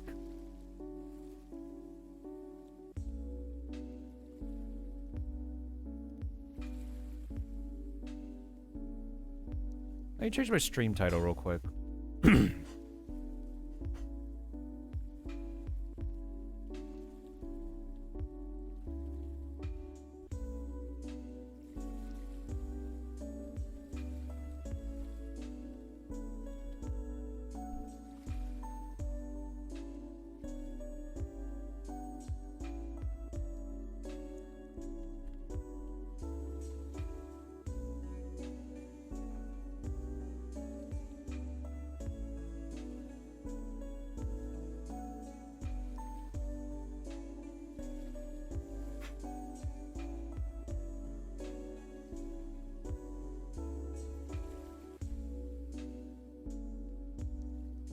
Centurion, sure thing.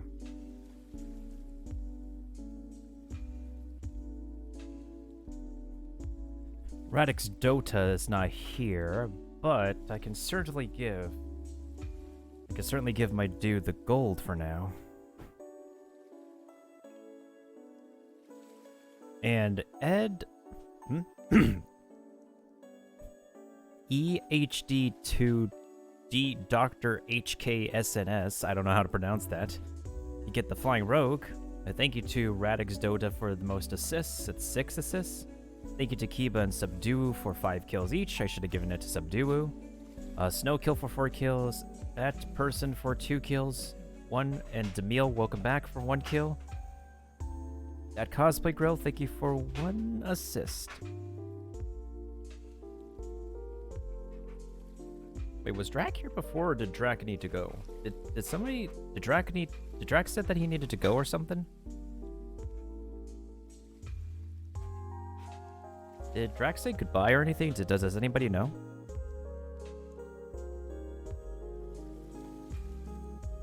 Oh, I missed out the skin chest. That was my bad. I was not paying attention. How many battles did we do so far? Yeah, I was totally not paying attention. I was focusing on getting more golden chests. Alright, that was my bad, guys. That was my bad.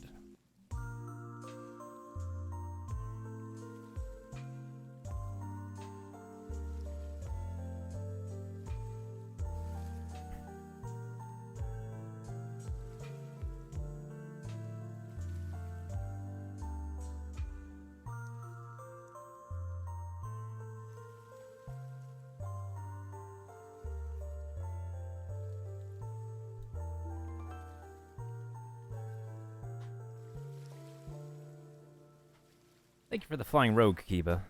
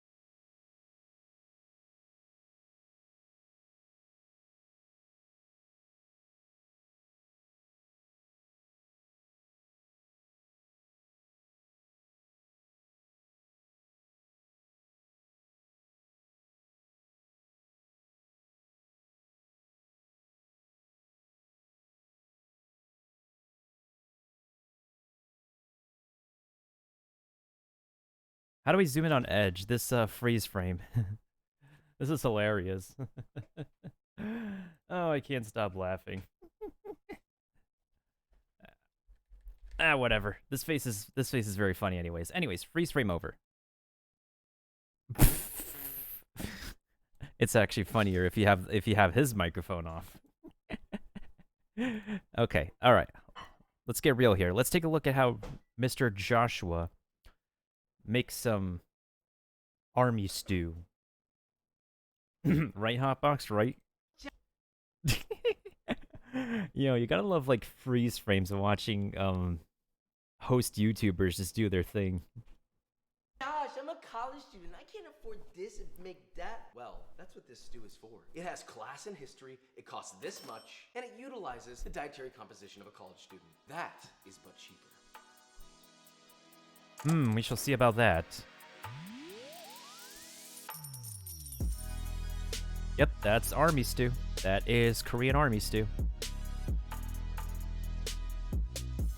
Mushrooms, I wouldn't say so much.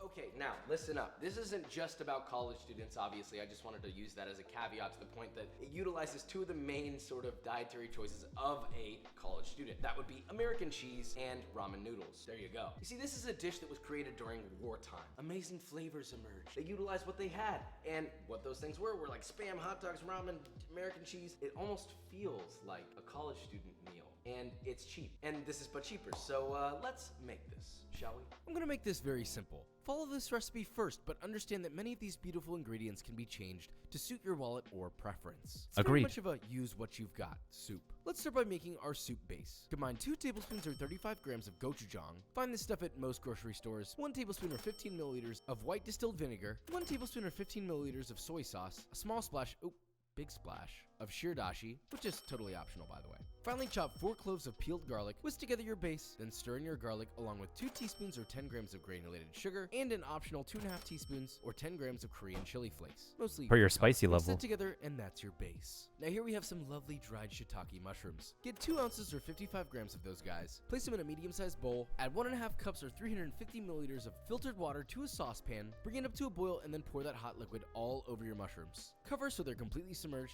then let them sit and rehydrate for about 12 minutes or till soft, cuddly, and sweet, or just soft. Then remove them from the liquid, Oh wring my them out so God. the liquid falls back Poor into the mushroom mushrooms. stock you just made. Remove their stems and slice them up nice and evenly. Set to the side. Now let's talk about our meat, alright? You can use really any meat, but to keep things consistent with this dish's history, you'll need 1 can of Spam. Yes, Spam. Wield its power with honor. And half a pound or 55 grams of Ooh, smoked sausage. smoked like bamboo. sausage. Slice the Spam into Yes. slices that are about half an inch I would thick. take Do that. the same with your sausage, although I like to cut on a slight bias so you get some sort of nice diagonal shapes. Get yourself a large pot or deep brazier, heat it over medium-high heat until ripping hot. And yes, notice how the surface is drier than the Mojave? Well, that's cool because our Spam will render out its own fat. So toss your Spam in, sear it in a single layer for about 2 to 3 minutes or until That's it's nice clever. and browned. Flip and Of sear course. for the same amount of time. Repeat with the rest of your Spam, making sure not to overcrowd the pan. Then once that's done, sear your sausage in the same way. Let it get color for 2 to 3 minutes, flip, and sear the other side. You get the point. Now that we have our brown meats looking juicy and loosey-goosey, we're ready to finish this thing. There should be Loosey-goosey. plenty of oil in the pan, but if not, add a little bit to coat the bottom, reduce the heat to medium, then add 1 bunch of green onions that have been thinly sliced, half a pound or 225 grams of button mushrooms which have also been thinly sliced. Observe the speed. Thank you so much. Let those saute for a minute or two, then add 3/4 of a cup or 125 grams of I should have kimchi, done that with which my is green roughly onions. chopped nicely. Stir that in and let it saute for another minute. Now as soon as the mushrooms begin to soften, add in your sauce base you made earlier. Let that cook, stirring occasionally for about 2 minutes or until the bottom of the pan begins to dry a little. You feel like Then passing from out? there, add 3 cups or 700 milliliters of chicken stock. Your mushroom stock from earlier. Give that a stir with a spoon, scraping off any extra bits left at the bottom. Turn the heat to medium-high. Bring it up to a boil. Then Drac, I'm immediately sure this is reduce to making low, you, and let that lightly simmer look at for this about 2 color, my minutes or dude. just until the mushrooms are cooked. Look at this through. color. Now this is where things get interesting. You'll need 2 packages of instant ramen noodles. Pick your favorite. It's up to you. I like the ones with the little round pucks. Just cute, Mwah. Save your flavor packet for something else. I don't know. Pour it on your popcorn. Thank me later. We only want those sweet nudes, my dudes. While that's simmering, slowly said lower in your nudes. noodles. Get them pressed and lightly submerged in the soup. Top it with a lid and let that cook for 3 to 4 minutes or whatever the package directions say to cook said nudes. Once they're cooked through, take off your lid and make this thing look beautiful by first arranging on your beautiful seared Spam, some of that sliced smoky sausage, your rehydrated shiitake mushrooms. Get creative about the placement of this stuff. It should be fun. Now the piece de resistance. You ready for this? 2 slices of American cheese. Yes, this is tradition for this dish. You can exclude it, but I'm telling you, it really makes the soup. In no other circumstance would Papa allow this. Anyway, top it with your lid again and let it very gently simmer for another 2 minutes or until the meats are hot and the cheese is melted. Once that's done, remove it from the heat, hit it with a generous amount of very thinly sliced green onions, and serve It is- immediately. Now, if you've never had this before, prepare for one of the greatest soup experiences of your life. I'm talking eyes rolling in the back of the head, you're sweating because you're eating so fast type good. Don't believe me? Observe. Wow, this is just an incredible thing, is it not? I mean, look at this. Look at this! Look at it! You might be thinking, chicken stock and a little gochujang and you just throw stuff together. How could it taste, right? Like a flavor bomb. I'm For tired cheap. of the whole, people taking their instant ramen, boiling it, the stupid little flavor pack. I understand. It's effort. There's a reward when it comes to effort. This is low effort. It's incredibly flavorful, rich, umami, fatty, soul warming, and it has history, and it's cheap. I think you get where I'm going, and that is the but cheaper route. You want to know what else contains steamy nudes and salty Spam? B-roll. B-roll.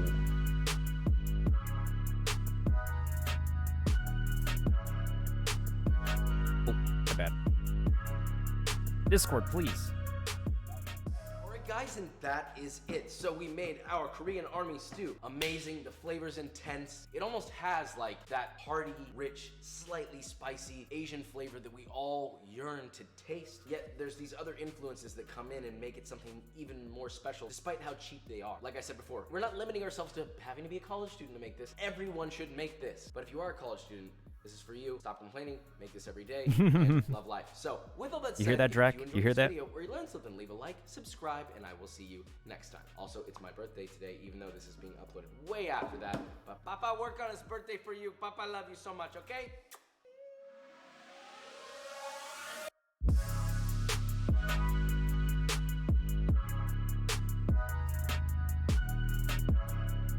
Okay, this looks pretty promising, but of course, the channel that I want to watch for the moment right now is Vincenzo's Plate, for he actually has been making some he's really the Italian father of YouTube right now. So,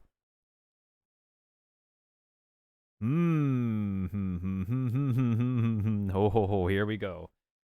You got no excuse. Yeah, Drac, it's pretty easy. You just make the sweet and spicy, salty soup base. You throw in your packet noodles. You throw in the cheap meats, and then you put on a couple slices of cheese, and you're Gucci. All right, here we go. I challenged the king of egg fried rice reaction videos to make spaghetti alla carbonara. Uncle Roger. Fuyo! Do you think you can make carbonara like an Italian? Come on, show us. Vincenzo, here my carbonara. Auntie Liz approved. What you think? What you think? What Why you don't think? you review Uncle Roger carbonara video? See how I do. Yes, Uncle Roger, I can't wait to react to your video. I hope you didn't follow your best friend Gordon Ramsay carbonara recipe. I hope you didn't. Nope, he didn't. He really didn't.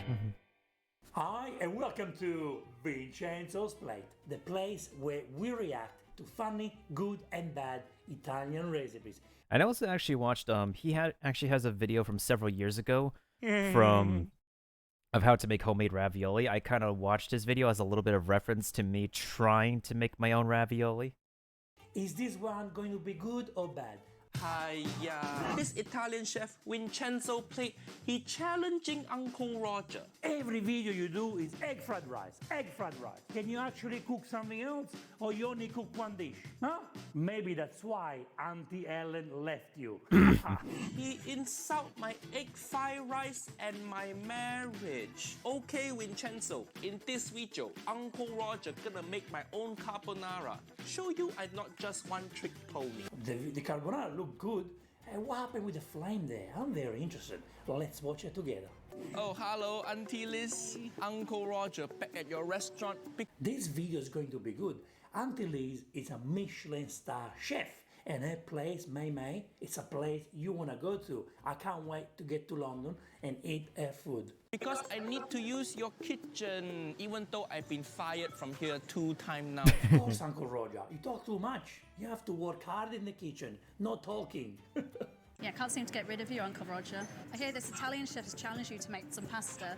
Hi, Uncle Roger. You have been... He looks scared. Look at his face. He's worried. Look at his face. He's not sure what is he going to do. You can't do a carbonara without some good quality. Oh, very smart, Uncle Roger. You used Auntie Liz's kitchen because you know she will be there helping you, a Michelin star chef. You can't go wrong. Oh, wait. Gordon Ramsay is a Michelin star chef. He doesn't know how to make carbonara. So can Auntie Liz help you? Let's find out. Oh, this black pepper from Malaysia. Hey, okay. Yeah, that looks good. That looks interesting. The pepper, very proud. Uncle Roger is Malaysian. He's very proud where he's from, and it is important to promote something good from your area. And black pepper from Malaysia must be good. Is this what you do? Don't make too much mess. Hiya. Glad I'm not wearing a low-cut top today. No, you should wear low-cut top. This perfect for your OnlyFans. Fun. Yeah. I don't know what that is. Oh, you don't know what OnlyFans is? They sell naked photo for money. Oh, Uncle Roger, this video is not made for children. What's his website, by the way, huh? I never heard of. Chef Pounding. That's your OnlyFans title. He's so funny. Look at his face. It just makes you smile. And Vincenzo, the meat you need for carbonara is this thing. guanciale. Yay! Well done, Uncle Roger. Guanciale. Look how beautiful it looks. Look how fantastic. How can you use bacon? Look at that guanciale. And Uncle Roger is in London, okay? If you can find it in London, you can find it everywhere. It's from the pig's cheeks. It's got a really good flavour and lots of fat in it. Don't use bacon. Don't use pancetta. They for poor people. I love this. Pancetta and bacon are for poor people, okay? So do not eat it. What I would mean, you you use can. if your niece and nephews can't find guanciale? If niece and nephew can't find guanciale, then get your shit together and move to better neighborhood. That's something I would say too. It's true. You can't find pecorino, can't find guanciale. Move out. Get out of your country. Go somewhere else. But truly, look, if you are vegetarian or you can't eat pork for your, I don't know, religion reason or personal reasons, you can actually replace it with beef meat, if you like, something similar, you know, a cured meat. Or you can replace with zucchini. You can do asparagus. You can do anything. Be creative. That's true. Chop your guanciale to little strip. How I do? Looks good, nice and even. Very good at cutting, Uncle Roger. I will call you Chef Uncle Roger. You can't make spaghetti carbonara without spaghetti. But when you buy spaghetti, niece and nephew, only buy the good stuff. See, this one, so yellow. This is stuff you get from regular grocery store. Tastes like shit. Yes, I agree. Well done. Well done, Uncle Roger. Keep promoting the top quality food.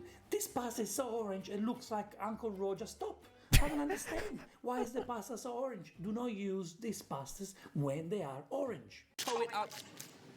That's the best thing to do. Yes, throw it out. Don't just ignore it. You make pasta how many times a week? I mean, huh? there's When nothing you wrong make with that, pasta, Drac. Use a top quality pasta. Especially Don't on a buy budget. $1, $2 pasta. That's not good for you.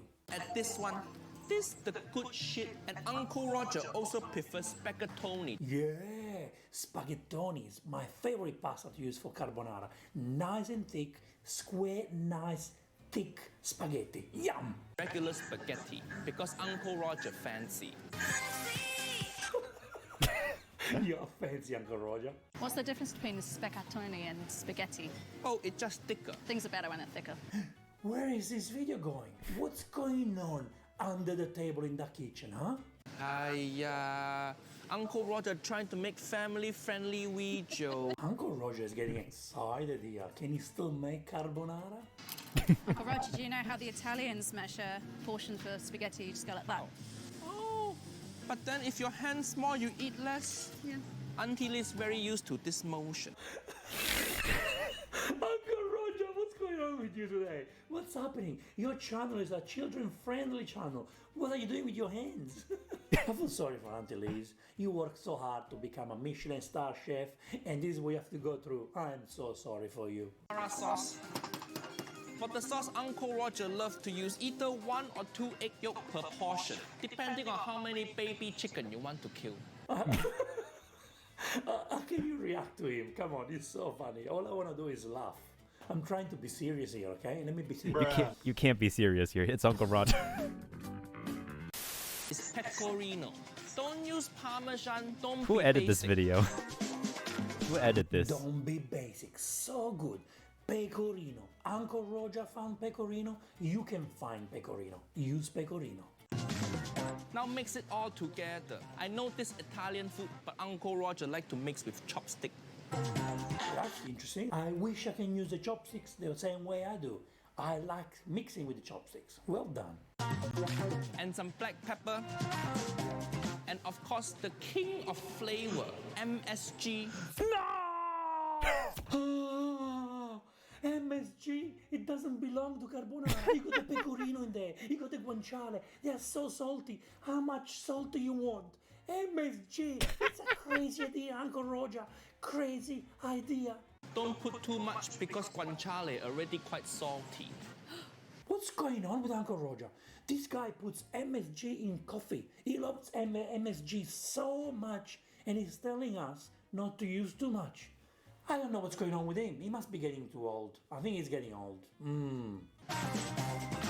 You want it to have this kind of creamy consistency.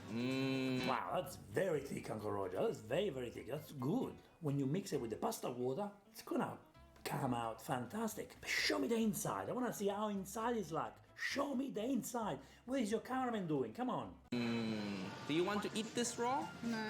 It's just salmon. No. We cook our spaghettoni.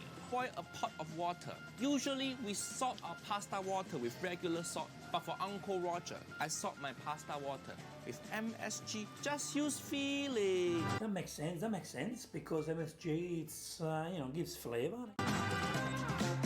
When the water boiling, now time to put pasta in there. I want to see the water, Uncle Roger. Show me inside. What is your cameraman doing? Go inside the pot. Show me. Come on. Make Your me saucepan salivate. not big enough. You chose Uncle Roger, I can't even see water in the pot. Did you put water in the pot? How do you cook the pasta? Did you watch Kay's channel? Kay cooking channel taught you how to cook pasta? Oh, no, This is no, what you're doing. no. I was going to say, the saucepan is very small, Uncle Roger. Very small. Always cook pasta in a large pot, please. Please do that. The pasta needs to dance in water. The pasta needs to move in the water. the saucepan, Uncle Roger. Don't tell our viewer that. They think I am god of cooking. We cook it for 10 minutes while the pasta. Uncle Roger, nobody believes you're the god of cooking. Everybody believes that you are the best comedian on the planet. Ooh, he's using a wok. We cook it for 10 minutes while the pasta cooking. We're gonna make our guanciale. Wow, wow, wow. He's using a wok to make carbonara. Oh, beautiful seasoned wok. I love the idea of using wok. Yeah, why not? I think it's something It's I a would really do great too. cooking pan.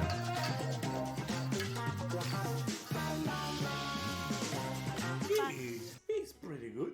He's pretty good, yeah. Uncle Roger know you don't have fire, so I brought my own fire.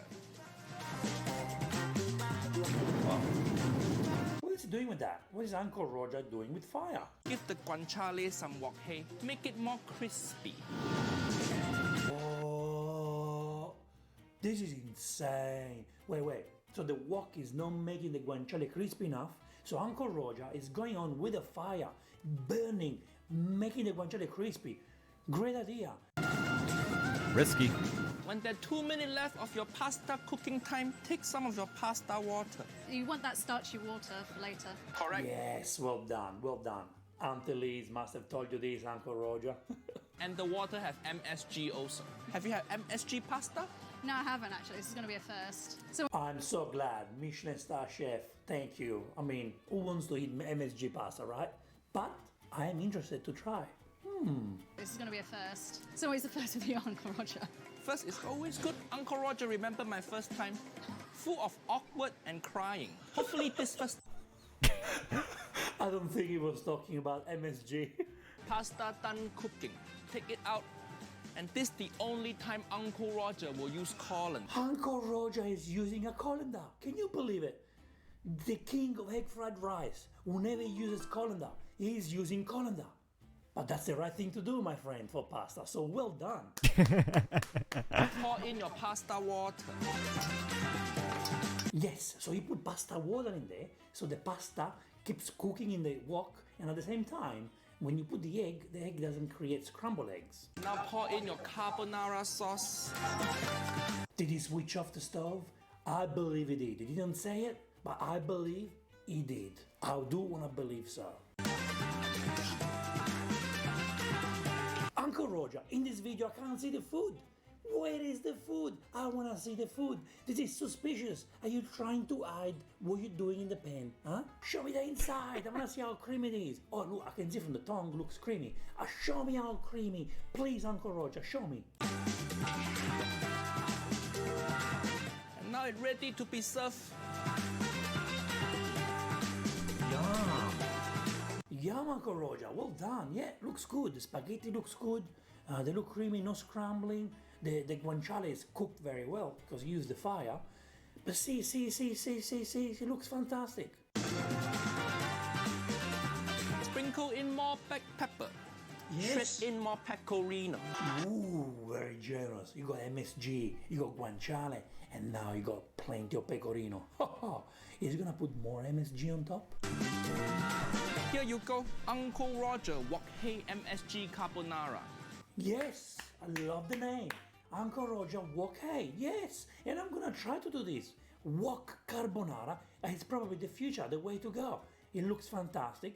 The pastas are gonna get stuck. I believe using the wok, maybe you have less chances of getting scrambled eggs. This is great. This is great. This is great. Well done, Uncle Roger. Let's see how it tastes. MSG carbonara. What you think? What you think? What do you think? Okay. I don't know. We have to try, Uncle Roger. What you think? Looks good. Let's try it. Okay. Uncle Roger using chopsticks. Hiya. Italian Asian fusion. Yeah, use chopsticks. It's great. Mmm. Must be good. Must be good. Look at his mouth. Look how shiny it is. Huh? So shiny, which means it's oily, it's creamy, it's perfect. Oh, is the Michelin star chef going to approve? Auntie Liz, please approve it, or Uncle Roger will lose the challenge with me. What you think? Give the video answer and also give honest answer. No, it's nice. I like the. Nice? You only say nice to Uncle Roger. Come on, be nice, Auntie Liz. What's going on? What do you say nice? You don't like it? The guanciale tastes really, really good. The sour white pepper, really good. Yeah, the pepper made a difference. Mwah. Anything I can improve? More pecorino. More pecorino. Good point. See, you want to make me happy? You use a lot of pecorino. A mountain of pecorino. 100 grams of pecorino for 1 egg. Oh yeah.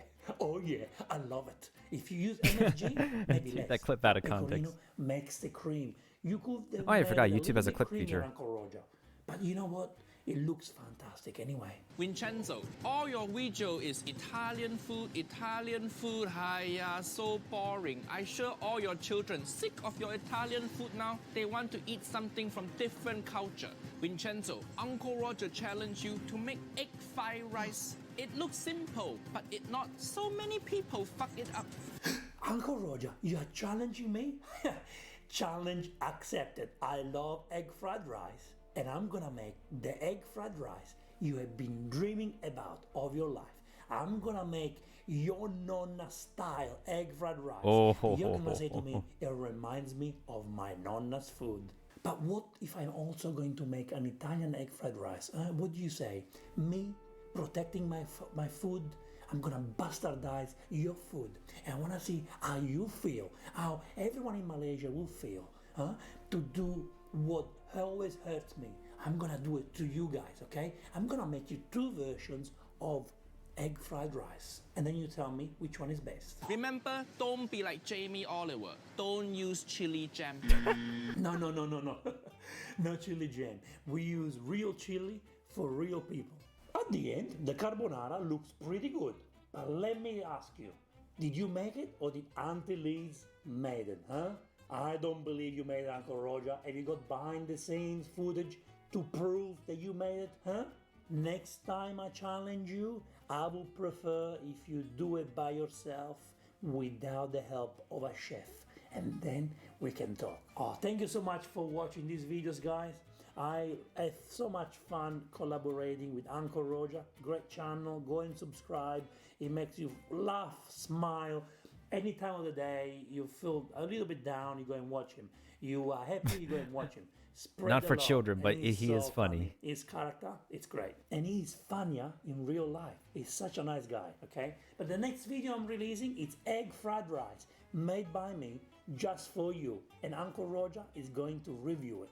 So let's see if I'm gonna do a good job or not. Thank you so much for watching this episode. We will see you in the next video, which is the egg fried rice.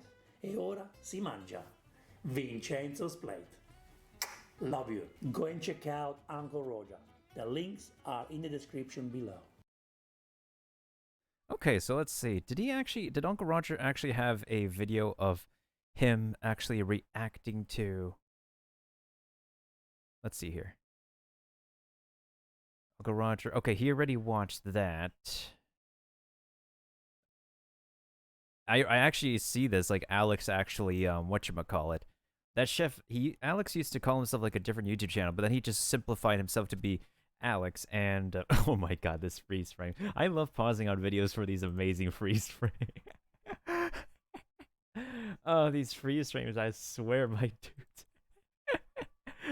I'm keeping this the category to food. Where I'm keeping you guys hungry. I'm keeping you guys in your seats for food. Okay, so I'm thinking that Uncle Roger probably is part of this video somehow. If this is the collab, unless oh boy, 6 days ago. Okay. Anyways, let's go ahead and go to Stream Raiders. I actually messed up and I should have gone for the blue chest. My memory was not perfect. I am so sorry about that. Well, let's go ahead and get this round started before I mess up some more. So on the next map, if we do have a whatchamacallit, a skin chest, I will go for the skin chest. Jesus Louise. Jeez Louise, we have a lot of people here. Alright, let's go ahead and get this match started. I think we got this.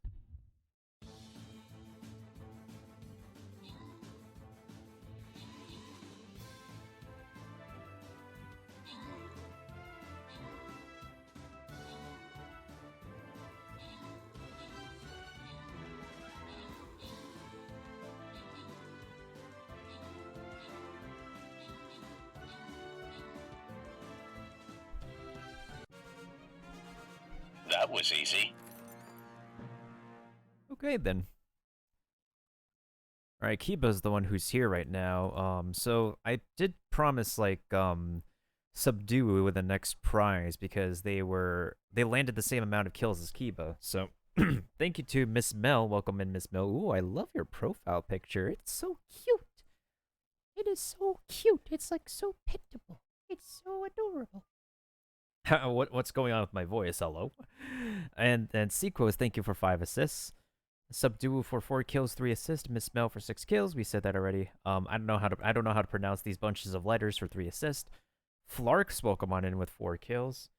2 kills, 1 assist from me. Kiba for 1 kill, 2 assists alongside I am Keelay. Thank you. Sarko for 2 kills, 1 kills. The Courage, welcome back for 1 kill, 1 assist. Oh yeah, no problem, Drac. Let's go ahead and give you a quick shout out before we bid you farewell for the rest of Sunday night.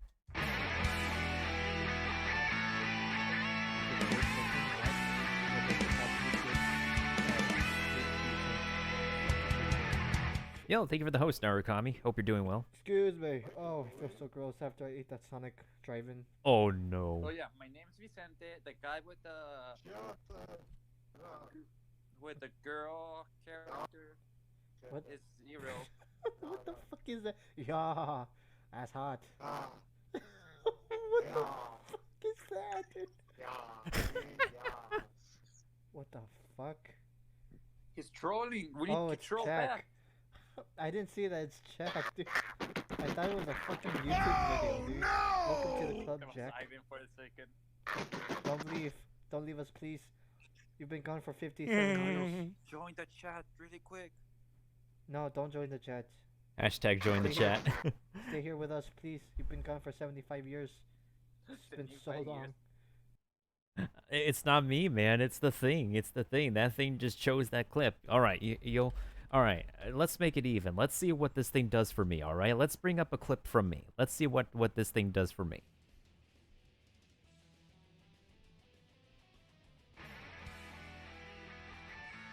Okay, never mind.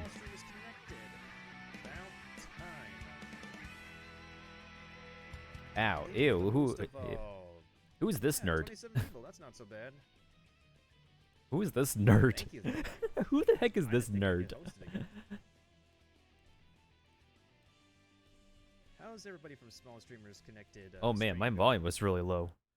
Yeah, the bot chooses random clips. Actually, let's go ahead and give a shout out to Narukami, who was the one who just hosted me. Let's go ahead and see what clip pulls up for this homie.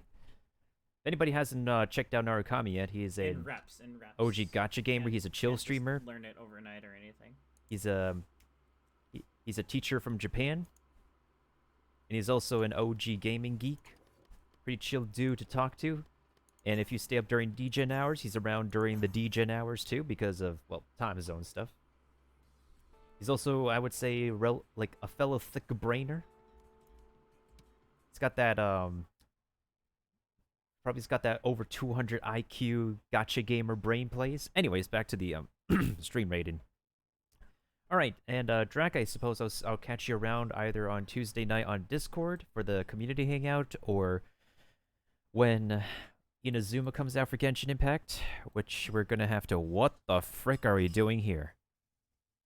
Oh no, I do not like the look. I do not like the look of this. I don't know how to feel about this, but let's see how we make with it.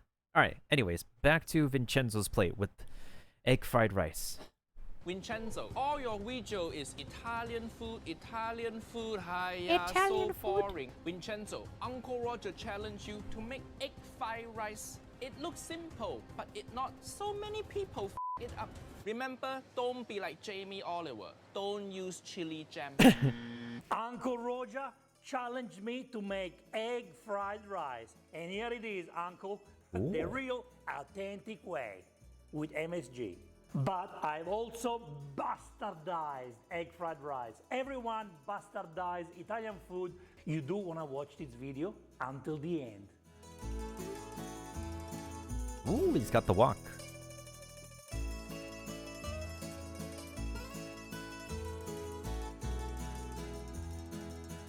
This is the authentic version. Wait, hold on a second. Okay, where's the egg? Where's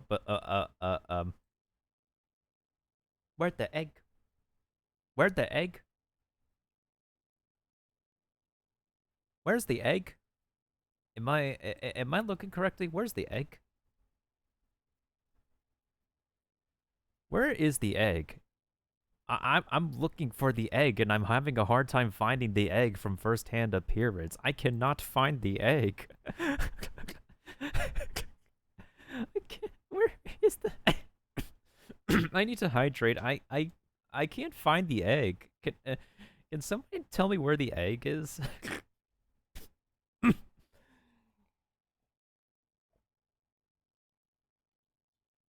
It's called egg fried rice, but I cannot find the egg. Thank you, Kiba, for adding the egg. There we go. Kiba got some extra eggs for us. Let's go ahead and give Kiba a shout out now. I want to go ahead and see what clip we'll be playing for Kiba when we shout out the barbarian himself. There he is. Squirrels are nuts. No pun intended. That is awesome, Dream.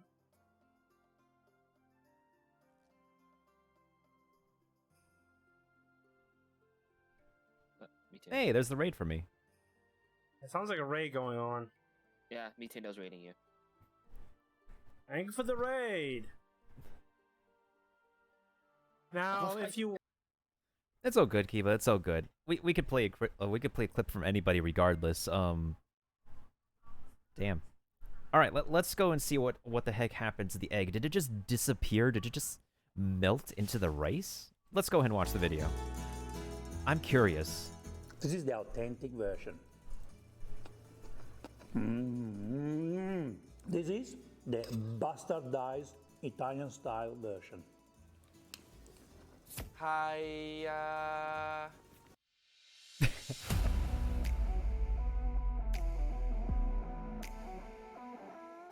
Hi, and welcome to Vincenzo's Plate, the place where you normally learn how to cook Italian food. But today, I am making egg fried rice because Uncle Roger asked me to do that, and he's going to react to this. So I'm gonna make it the most authentic, delicious way. Come on. The day before, or 2 days before you make egg fried rice, you make the rice. You never make the rice on the same day. Now, what rice are we gonna use? You have to use Chinese rice.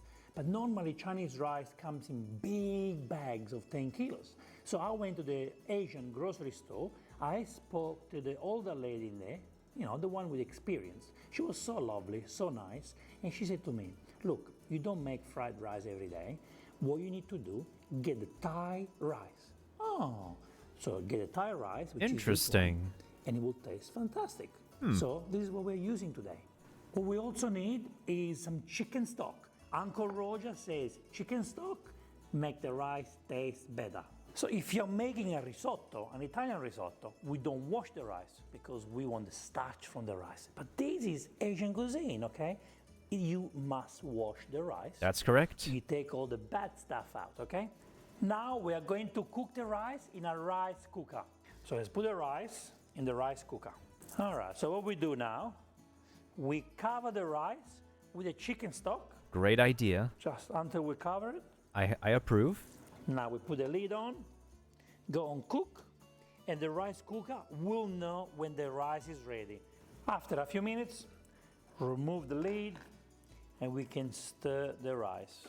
Guys, the rice should look like this the day after, nice and dry. Ooh. That's how the perfect That egg is fried rice fluffy. is made. To make the perfect egg fried rice, we need simple ingredients. That's what food is all about, simplicity. We start from the shallot. Hello? Oh. We start from the shallot over here. Uncle Roger believes onions are not good enough. Onions are for cheap people. So if you want to look and believe you're a millionaire, you get shallots. That's then true. We're going to use 3 Shallots are garlic amazing. cloves. I think that's more than enough. Here I have a beautiful homemade chili jam. Hiya. I was going to say, the chili jam is not to be used in this recipe. So you make it and keep it in the fridge. For this recipe, we're going to use a fresh chili. But sometimes, it's not strong enough. So I recommend you to use sambal. It's a nice chili paste that you can use together with a fresh chili. Spring onion, we're going to use spring onion. That's what I used. So important. Then I'm going to use 4 eggs. I'm going to get 2 egg yolks and 2 entire egg. Sesame oil, soy sauce, pepper, extra virgin olive oil. Hiya. I'm joking. Vegetable oil for the wok. Guys, if you want to add any other ingredients, you can. You can use prawns, you can use salmon, you can use meat, everything chopped. You can use vegetables. Don't use vegetable. Vegetable tastes like sad. No, vegetables are good for you, Uncle Roger. You can also use shrimp paste. That's and true. Fish sauce to give extra flavor to the fried rice. I agree. I personally don't like to use them, but you can if you want very, very strong, rich flavors. So I'll tell you one thing. I went to the shop to buy this, and this is all in Chinese, okay? The only thing in English is gourmet powder. It means it's good. I don't want to know what's inside. I don't know what's inside. So if Uncle Roger believes it's good, I'll believe him. MSG is king of flavor. Let's cut our ingredients, and I'm using a small knife to cut the ingredients. That's true. But Onions first, are we wanna vegetables. cut the Pizza is a vegetable. shallot. I mean, what? The beautiful, beautiful shallot. Look at that. You didn't hear it from me, guys. I don't think even the Italians would approve. Question mark? Anyways. Now we finally chop the garlic. When I say finally, we want this to be fine, extremely fine. So much shallot and garlic, I'm starting to cry over here. Oh, I don't know how Uncle Roger does it. Oh. And again, we finally chop the chili. Finally chop. Now, last but not least, we're gonna cut the spring onion. So Uncle Roger removes this part. We remove the end part here. Okay, and now we can chop all of this. Okay, chop. Finally chop. Now we're gonna get 2 egg yolks and 2 entire eggs. And 2. And now we're gonna whisk the eggs. Whisk. Interesting. Now I'm gonna add the sambal in the eggs, okay? I put it in the eggs. Okay. So when I mix it, I already have the flavor in there. That's a good idea. The kick of the chili. And mix. What I like to do, personally, is that, those, if we backtrack into the video a little bit, I didn't really start to, use this method until, later on when I've been making more and more fried rice on my own. So see these parts right here? So you can actually chop them up and use this as, a garnish on top, but also at the same time, you can also mix some into your eggs to infuse a teensy bit of onion flavor right into your mixed eggs. Now, the bottom part, the root over here, here's the thing. If you want to grow more onions from home, you could literally take this and just take care of it like a normal plant, and you could just grow your own fresh spring onions right then and there. If you don't want to do that, though, you're free to turn those into, like, throw them out into compost, or, well, yeah, turn them into compost. But essentially speaking, if you want to, like, minimize having to go to the store for specific ingredients, you can always grow your own stuff at home. There's another YouTube channel that I can bring up for you guys that I do watch, that I do love to watch, for right after this video. Time for cooking, guys. So get a wok, and we're gonna cook the rice. Where your wok? Where your wok? Oh, I'm sorry. No, well, this is the wok I make pasta with. I meant get a wok, a real wok. This is my personal wok, and I love it. You do need a wok when you make fried rice, okay?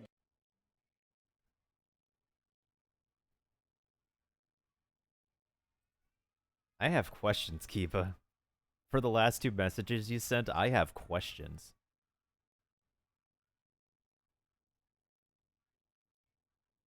Do not use European woks, please. First thing we need to do, guys, is to turn the fire on, okay? In 2021, you can use induction, yes, but, you know, we keep it authentic, we use the fire. What we're going to do now is Gotta have we that are wok, going hey? to put vegetable oil in there. Or you can use peanut oil if you want. Just pure enough oil. And the oil is what the wok needs, okay? So we just make it hot and spread the oil until we see the smoke coming out. This is an important utensil. You do need this spoon, which is perfect for egg fried rice, okay? This was recommended to me by the lady at the Asian grocery store. She said, get this one because this is the one I use. Look at the wok, look at the wok. It's telling you, please cook in me. I need food, I need food. So let's try out the oil. Yeah, let's try out the oil. Now to cook, we're gonna add a little bit of vegetable oil. And now we're gonna cook the shallot and the garlic, okay? Ooh, you hear that sizzle? We're gonna cook it. That's music until to my they're ready. ears. That's music. Ooh. And this is what we do. Stir. It's gonna take a couple of minutes, no more. You just stir. Beautiful. Oh, I love the smell. I love the smell. I love the sound. Okay, guys. The shallot, the garlic, they're ready. So what we can do now is we can put the egg. Ready? Okay, okay. Let's go with the egg. Go with the egg and mix. Guys, make sure you mix now. Mix, mix, mix, mix. You got egg, shambal in there. We don't want the egg to dry, okay? We want the egg to be moist. Look how beautiful. Okay, now let's add the rice, which I'm gonna get with my hand. Let's put rice. 1, 2, 3, 4. Look how beautiful the rice is. It's nice and dry, just the way we want it. Hey, thank you for the Perfection. epic road scoops. Be very generous. Let's put the chili. Let's put the shallots. All the shallots in there. Interesting. And let's stir. Let's keep stirring now. Come on. Stir, stir, stir all your ingredients. Oh my God. This is beautiful. Okay, Now okay, I'm gonna add some pepper, okay. some black pepper. I see you. Let's put a nice amount of soy sauce. Come on, be generous with the soy sauce. Be generous. Some of the salt will cook out, but you it will don't still count be how much you put. relatively Let's salty. Put sesame oil. And again, be generous with sesame oil. Yes, baby. Let's be generous. I wouldn't say too generous because the thing is with sesame oil is that it is very pungent. Like, you're going to have people who love the smell, which is like me, but then you're going to have people who hate the smell of sesame oil. I kid you not when I say that it is very pungent. It's not as bad as the smell of sulfur, like rotten eggs, but sesame is when you turn sesame into oil, it is a very pungent ingredient. So I would definitely recommend that if you use sesame oil, use it sparingly. And soy sauce, I think he added enough, but it's still going to be relatively salty. And something that's very interesting is that everybody has a different method to the madness, as what I'll put it, is that every single person will have a different method of when the heck do you add egg to the pan when you're making fried rice. So I'm one of the people who My method is that I heat up the eggs first, I leave it undercooked, then I add it back to the rice when I'm done cooking the rest of the ingredients. There will be people who will just throw it in first and then cook it with the aromatics. That's fine. There will be people like so there's this I believe this Thai chef Jet Tila. This celebrity chef Jet Tila, when he's making fried rice, he adds in the egg last to make some kind of like where was it first? I don't remember. He had a specific order for adding the eggs to make like an I guess an egg coating on the rice rather than like have pieces of little bits of eggs in the fried rice. Every chef who makes a fried rice recipe has their own method to their own madness. Like I have my way, my mother has her way, my older sister has her way, my grandmother has her way, my grandpa had his way, the neighbor next door has their way. Other people, the people you go to church with at a Korean church group, they probably have their way. There's always a different method to the madness, but as long as the end product comes out really tasty and pretty rustic and authentic and presentable, then you're fine. Just as long as you don't like overcook like everything. Just everybody has their way. Now, what I can also say about this step is that you could do this. You can actually throw in like the darker green parts when you're cooking in the rice and everything else and whatnot.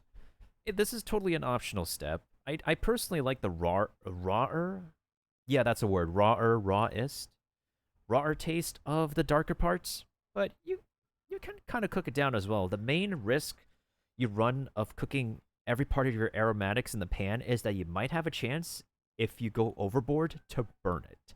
And whether or not you want the flavor profile of char as part of your dish is totally up to you. Because there is a fine line between something that is charred and something that is straight up burnt. So be careful about that. This is beautiful. Now let's gonna add some pepper, some black pepper. Let's put a nice amount of soy sauce. Come on, be generous, count. Yeah. And now again, let's mix. Some of the flavor profile can get cooked out. I love doing this. Toss. Let's make sure the soy sauce, the sesame oil makes love with the egg fried rice. Got taste for seasoning I've got though. only one thing in mind. I've got Uncle Roger's voice telling me. If your rice too wet, you fucked up. This is Uncle Roger favorite time. MSG. MSG is king of flavor. Yes, let's put as much as we can. Come on. Oh, Oh, Is no. that enough, Uncle Roger? Is that enough, Uncle Roger? All right. Come on. Let's stir. Let's finish it. Oh boy. Yeah. Oh boy. Oh, I think now we can serve There's it. sambal, there's MSG, there's a bunch of soy sauce.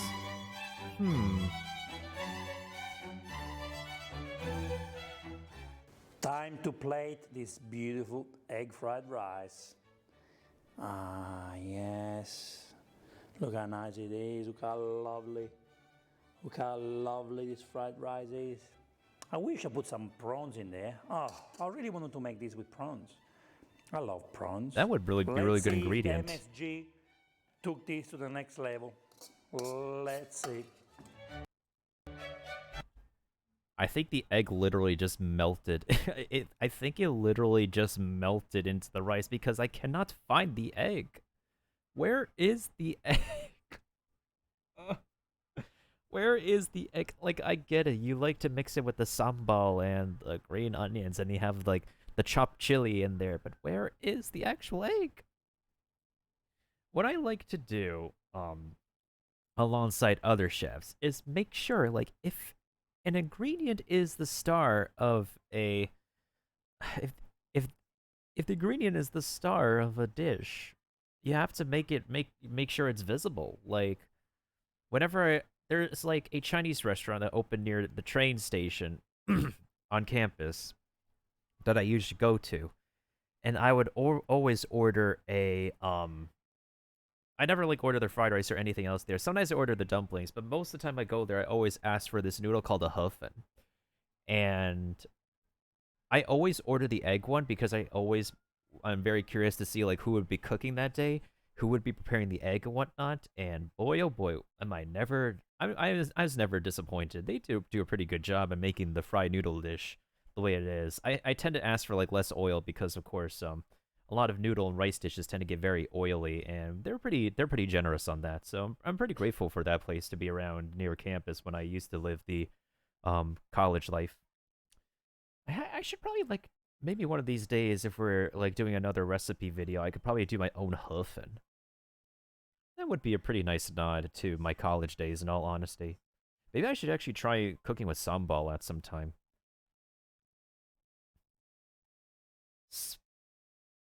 Sichuan, really? Sichuan ice cream? Like spicy ice cream? That's interesting. Very interesting. I've heard of cucumber ice cream for more like Morimoto on Iron Chef, but that is also kind of new to me. But if it works, it works. Because I've heard people put soy sauce or chili oil. I think you can eat chili oil with ice cream. That would make sense actually, but soy sauce on ice cream is a very interesting combination.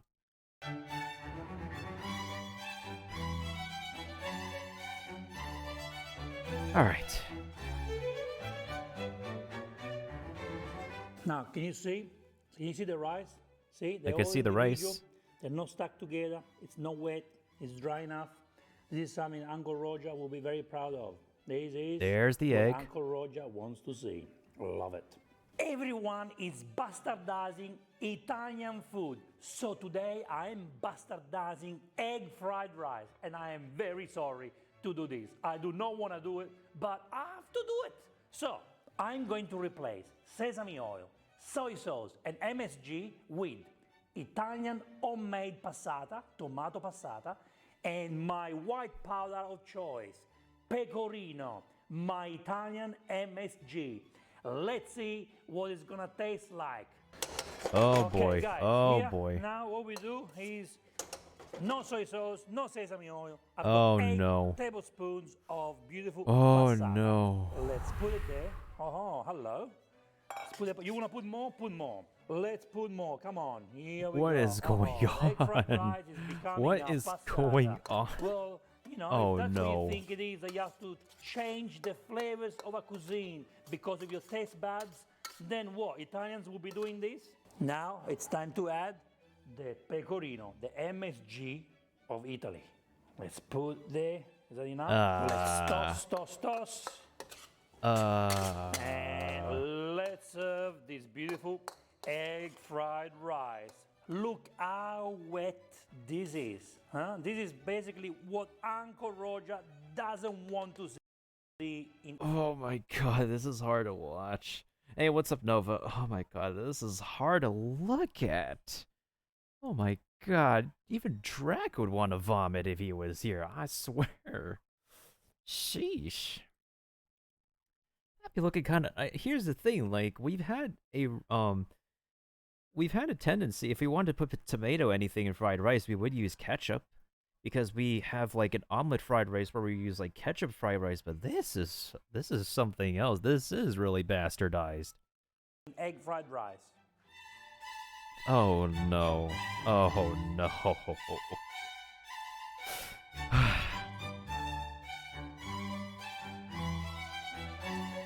Oh no! Guys, I need to sit down for this because this is something I've never done before, okay? Bastardizing a cuisine is not me. But let's try the egg fried rice following the Uncle Roger recipe. And I took it to the next level, I believe. This is with MSG, done the authentic way. Let's try. Of course it's gonna taste good the authentic way. Beautiful, full of flavors. The sambal really, really gives it a nice kick, the kick that you want.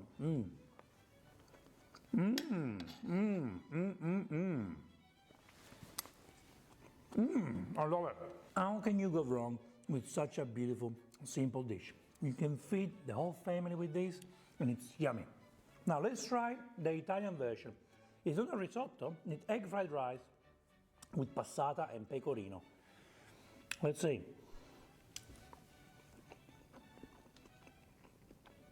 Oh boy. A bit bland. It's missing the soy sauce. It's missing the sesame. Of course. A little bit bland. It's not bad. I mean, if you're hungry, you eat it. But let me try again. Nothing like the real deal. Of course This it's is what I always say. Keep your food authentic. Let's not bastardize the cuisine. You can't tell me that because of your palate, you have to change the recipe. So what? Because I'm Italian, I'm not going to use soy sauce and I use homemade passata because of my taste bad? Nah, it's not because of my taste bad. My taste is bad if I do that. This is the authentic way, and this is what we eat. Always keep it real, guys. This is Yeah, of why course, Nova. I do videos about Italian cuisine. That's why I teach you how to do Italian cuisine. It's because I'm passionate about the real flavors. Of course, and I love to watch this guy's videos I too. challenge Uncle Roger to make carbonara. He challenged me to make egg fried rice. Who did a better job, huh? You tell us. Uncle Roger is going to react to my egg fried rice. Go and check out the video on his channel. It's coming out very soon. You need to make sure you go and subscribe to Uncle Roger. He's the funniest. He's so funny. I like He how can there's make you timestamps laugh on this. Even when you're sad. That's what you need in your life. Uncle Roger. Guys, I'm enjoying this beautiful egg fried rice thanks to Uncle Roger. I love him. He makes me laugh. And now he makes my belly happy too. So thank you so much. And thank you so much, guys, for watching this episode. We will see you in the next Vincenzo's Plate video recipe. But first, you have to subscribe to Uncle Roger. E ora si mangia. Vincenzo's Plate. Yum, yum. I will say this for sure is that I actually recognize the final word, the manja word, because when I do like French practice and whatnot, we say mange, which is similar to, which is pretty much like the French version of mange, and that's just about right. That's just about right. Now, on another day, I like to watch delicious videos as well, for especially June, because especially June really is has like such a relatable struggle life with the food, with the videos that she presents on the channel. In addition, whatchamacallit, I got pinged. Oh, never mind. Anyways, let's there's one channel I want to go to before I swap to the game of the evening. We have like so many pretty good videos. We have so many freaking good videos to watch about food and everything, but we can't be able to get all to it tonight. That's for certain. Now, let's see, what was it? We watched Joshua Weissman, we watched Uncle Roger a little bit. We watched Vincenzo's Plate. The one channel, I'm trying to remember what the heck it was. Struggle Meals. Struggle Meals, that's the one. The host who is behind Struggle Meals actually really knows how to be efficient, make do with what he has, and make simple dishes also for cheap. In a way, he's like, he doesn't exactly have all the fancy camera work, but he does have some really good recipes on this channel. So I wonder if he's actually made something Asian in one of these videos. The main thing with the thumbnails is that you don't exactly see what he's making at first, but then after a while you end up with you end up with a lot more presentable thumbnails from the channels for the videos that he makes. You want to see Chef Ramsay make a struggle meal? Yeah, that is something we would all love to see, honestly. Like, a lot, it's something that is really interesting to see of how celebrity chefs make more affordable stuff. I think that's something they do like on that Saturday morning show that I forgot what it's called because I haven't watched Food Network for a long time. Oh, the one video that is very important. The don't throw away those stems, and we'll watch that one, and then we'll also go ahead and watch the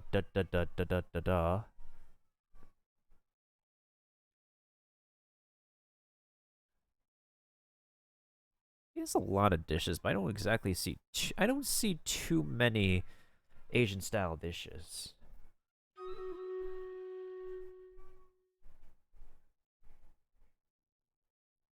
I like to see Vincenzo's play react to whatever Italian dishes Frankie makes on this channel. Frankie, I believe, is a I believe he is like a professional cook. It's just that he presents these videos as a way for anybody who is can't be able to afford the big time ingredients to make something delicious as well.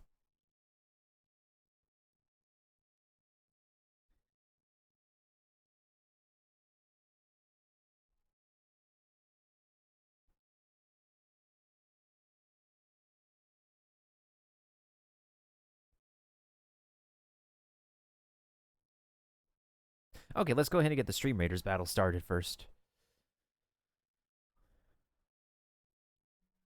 We have a lot of people here, but also at the same time, I'm very concerned. I'm very worried. Let's use Stronghold for now to hold the... to boost the defense of our defensive units.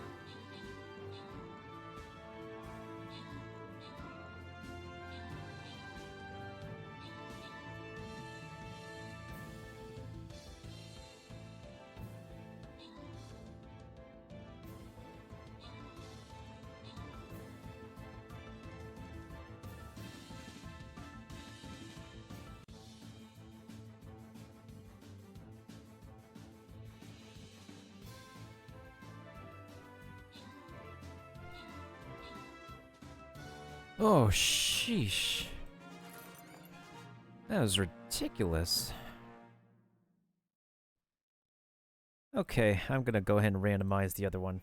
Bree Panda, you got the other bomber scroll. Thank you to Kiba for 18 kills, 10 assists. Miss Smell for 14 kills, 8 assists. Subduo for 15 kills, 3 assists. Snowkill for 6 kills and 6 assists. Flare X83 and Sarko for 7 assists. Flare X for 5 kills, Sarko for 4 kills, and Sequels for 1 kill, 7 assists, I Am Kile for 3 kills, 4 assists, and Radix Dota for 5 kills. Okay, now we're on to the boss level here. Let's check this Game Master level. Oh my goodness sakes, I don't know how to feel about this. I do not know how to feel about this.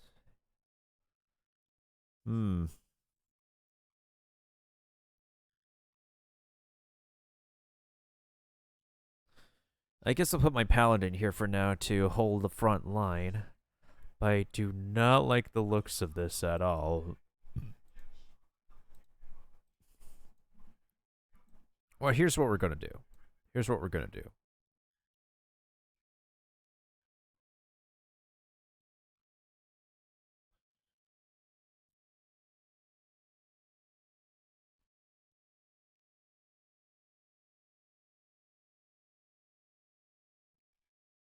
Thank you for the epic barbarian, Kiba. Always appreciated.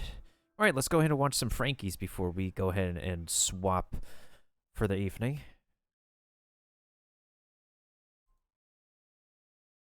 Today's all about beets. It's a root vegetable that's vibrant, colorful, and earthy. But did you know you could use those greens sticking out of the top? That's right, today we're cooking beets from the root all the way to the stem.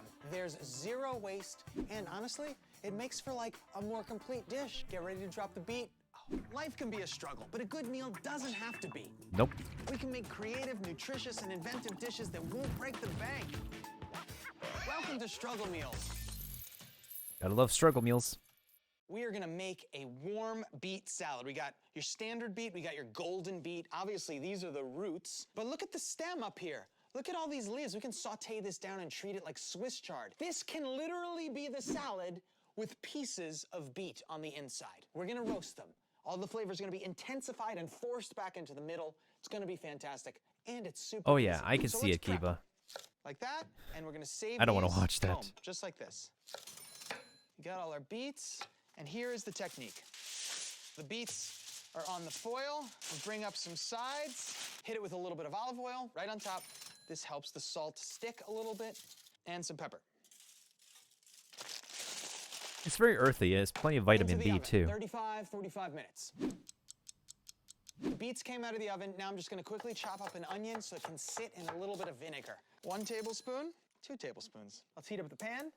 We're gonna get 4 packets of butter in there. These butters are gonna be the creamiest little base for our beet greens. Look at how much of this we have. But because they cook down into nothingness, just like spinach, I thought we'd fill them out with a little bit of Swiss chard. We're having the amount of Swiss chard and filling out the rest with beet tops. I'm gonna cook the ends first, just a little saute, so you can come up to here. Let's do that for all of them, including the Swiss chard. Let's throw these in. A little bit of salt, a little pepper. I'm finding the fattest leaf I have, stacking some other guys inside. Let's roll it up like a big old fat cigar, and now we can cut. Ooh, that's a good idea. And these can go right in. Let's keep an eye on this, and we'll see how much this cooks down. Let's get to the beets. All right, the skin is still on. They are cooked. There was a time in my life when I peeled 50 beets a day. The peeler was messy. It took forever. What I came up with was this. Take beet, put beet in rag, and literally just do this. And that is the peeled beet. Here's a red one, beet in rag, and you just use the friction of the rag, and it'll come right off. It's definitely gonna dye your rag, but maybe you have a rag just for beets. It's a tool. Even using the rag, my hands have gotten a little bit red. It's not a big deal, but the cutting board, a wood one like this, it will be dyed. If you're into those colors, that's cool, but I'm gonna go with plastic. I'm gonna start with the yellow ones, and let's get some wedges. 1, 2, 3. How about this guy, the red one? Oh, baby. Beets are all done. Let's finish this salad. Some olive oil, earthy, delicious, flavorful. Some salt, pepper. Even though the beets are naturally sweet, I'm thinking a little honey might be nice. Oh, very good. Whisk this up. Let's dress our greens. Look at how much they've cooked down. It's like crazy. Dressing it around. All right, let's throw some beets in there. One of this. Let's get some of these golden boys. Got a Golden little bit of goat boys, cheese. gotta love It's golden gonna get all boys. the colors of the beets, really, really pretty. Throw a little bit of seed in there also, pumpkin seeds. We're gonna put a little avocado on there. We twist it around, falls apart. You give it one nice boop and a turn. Boom, boom. Coming in with a spoon, and it all just falls out. Let's plate this up. Very dressed, highly acidic, nice and creamy. Let's get a little bit of avocado on there. Some of our golden beets happening. Fresh, cool. A little bit of the goat cheese. Now, doesn't this just pop the whole thing? The contrast of color gets like totally insane right now. And some seeds, because I got them. So let's get a beautiful golden beet. I'm just gonna put it in my mouth for a second while I get the other stuff. Okay, we got onion, we got a little bit of greens, very nice. Ooh, careful, dude. Don't talk with your mouth full. Balance, people. That's what that's got. Balance. This dish is $2.15 a plate. That's not a lot of money. But the true savings come into the theme of today's entire episode. We use the root of the beet. Yeah, everyone does. But we also use the greens. Nobody uses that. It's free flavor, and it's the perfect supporting thing to put under the root. The greens are supporting the root. This is Windy Kingdoms.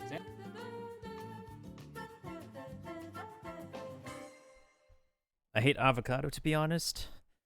It's all good. It's all good, Nova. It's all good. You know what? Why don't we, since you're here, what kind of foods do you like to eat? Yeah, what kind of food do you like to eat? We can go ahead and watch something that you do enjoy eating, that you really love to eat, and we could probably learn a thing or two about, you know, your taste in food. Everybody has their own flavor profile, their own taste in food. Every other way, I'm mostly leaning towards the side of fusion foods, mostly a bunch of Asians, Italian stuff. Some bits of American, but not entirely now. I'm very picky about American foods nowadays. Nothing wrong with that. It's just, I I mainly like eating sushi or something savory meat foods. Oh, you want savory meats, actually. You want savory meats. You know what? Let's watch something that suits both profiles, okay? Okay.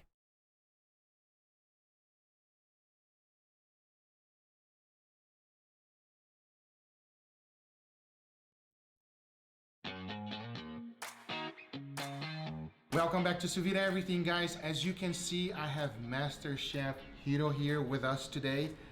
This is an honor for me. At the same time, I want you to experience Wagyu picanha. Did you ever have picanha before? I never had a picanha. He never had picanha before. I have to introduce the queen to Hiro. And we're gonna do two things. I'm gonna be making my regular wonderful picanha. We're also going to slice it a little thin so that he can do a picanha sushi for us. Picanha sushi. Picanha sushi. I know that you're gonna come out with something great. And we're gonna combine both of our channel specialty together. Huh? How about that? Let's do it? Ready. Enough talking, guys. Let's do it. There it is. Picanha. After opening the picanha, I quickly remove all the surface skin and additional fat.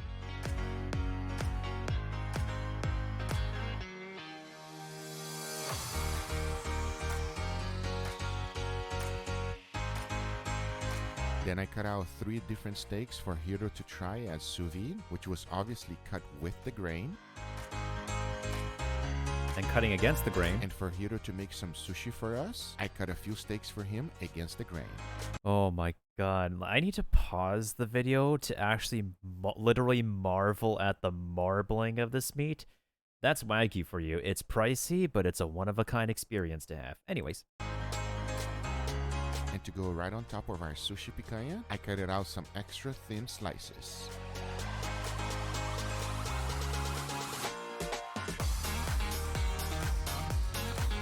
Then for the sous vide steaks, I season it with my traditional seasoning, which is my plain old good old salt. I also did the same exact thing for Hiro's inside sushi. Then like always, I add them all to the vacuum bag. After vacuum sealing all the steaks, I put it in a water bath to cook at 135 degrees Fahrenheit for 1 hour.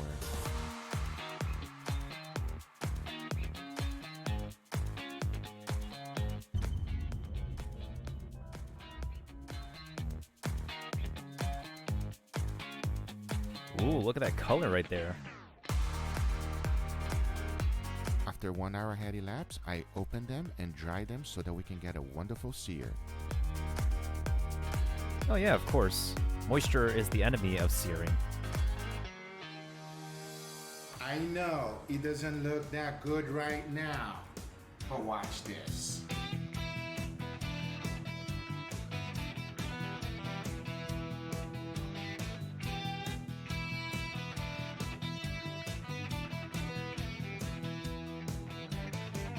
Look at that color.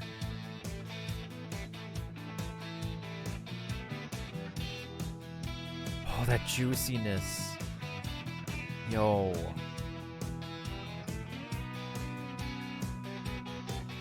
See, this is the kind of food that would make Nova happy.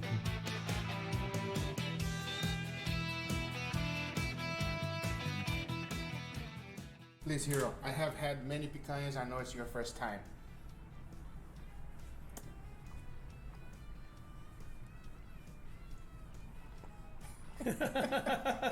There's no need to talk. But we want to know. That's how Guga would do it, Nova. That's how Guga would do it. Another good one. And he's Brazilian, too. Another good one. He knows the steaks. This part is so good. Yeah. The fat, isn't it? The fat is incredible. Oh, look inside the meat. There's a marbling in between. Look at that. You can see it. Right? Look at that Wow. marveling. No, we want to see you eat it. Oh, no, you don't have to say that twice. Cheers, everybody. It's glistening. Never gets old, huh? As good as always. You never get tired. It is the best meat in the world. Yes. You're welcome, Nova. Oh, one more hero. It would be unpolite of me to have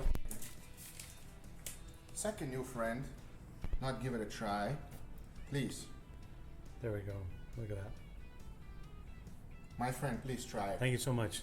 Go for it. Let us Okay. know what you think about it. The meat is so tender, almost like a prime rib. I love the fact that there's some fat on here that you guys can see here. So good. The flavor is excellent. All you have is salt in it.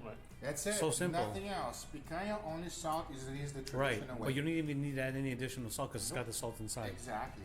Oh my goodness, you guys at home have to try it this way. Okay, so I have had a lot of picanhas. I can have picanha every day, but I never had a sushi picanha, and I'm excited. picanha. Now I'm gonna step back and let the master does its job. Sure. Let's go for it.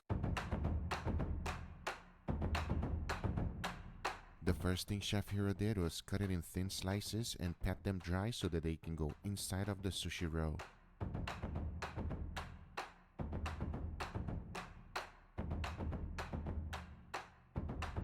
Oh yeah, sure, Kiba.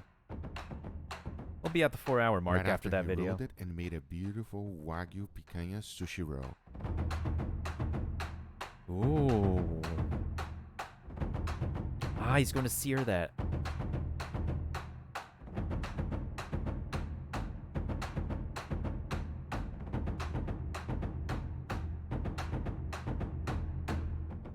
After slicing them nicely into small sushi bites, Chef Hero went ahead and gave it a good sear on the top of the Wagyu picanha sushi, while the bottom still remained nicely rare. Check it out.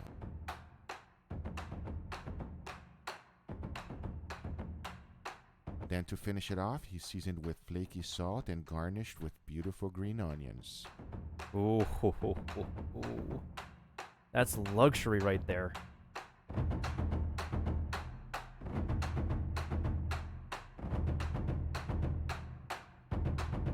That is beautiful.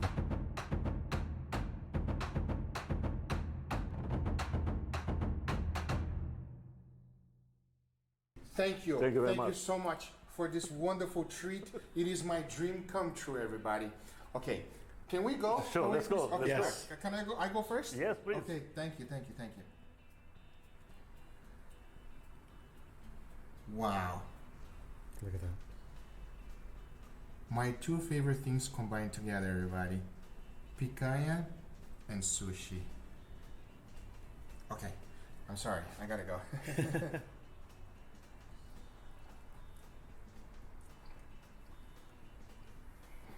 Wow. You're Wow. trying?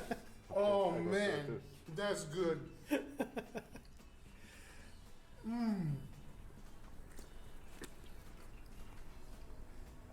Oh, it's so good. Wow. Few words can describe it, man. Yeah. That is incredible. So, Let's take a look. No. To give a different texture, right? Yeah, Inside exactly. outside. Two different I'll try a textures. piece myself. You guys can see this. That's just the top right of the color. beef is because you seared it inside, so quite like a rare, Yeah. but inside's got a great texture. Of course, the rice perfectly seasoned. Salt is just excellent, not overdone. Unbelievable. Well, one more piece for me, guys. I want to thank Chef Hero for making my dreams come true. It is a reality for me, everybody. I've always thought put them together, and you made them come true. Thank you, Hero. Thank you very much. Absolutely. It tasted fantastic, everybody. I hope you get the privilege to try something like this, like he cooked it, done by a professional, you know?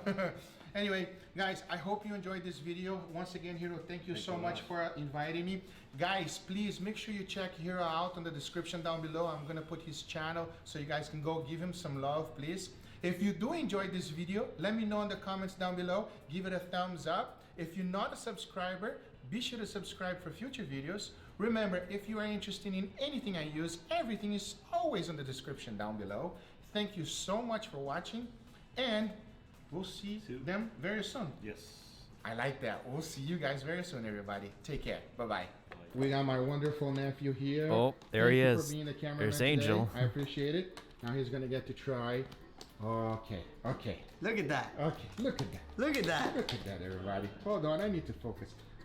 Oh, are you ready for this, Angel? It's a Google nut.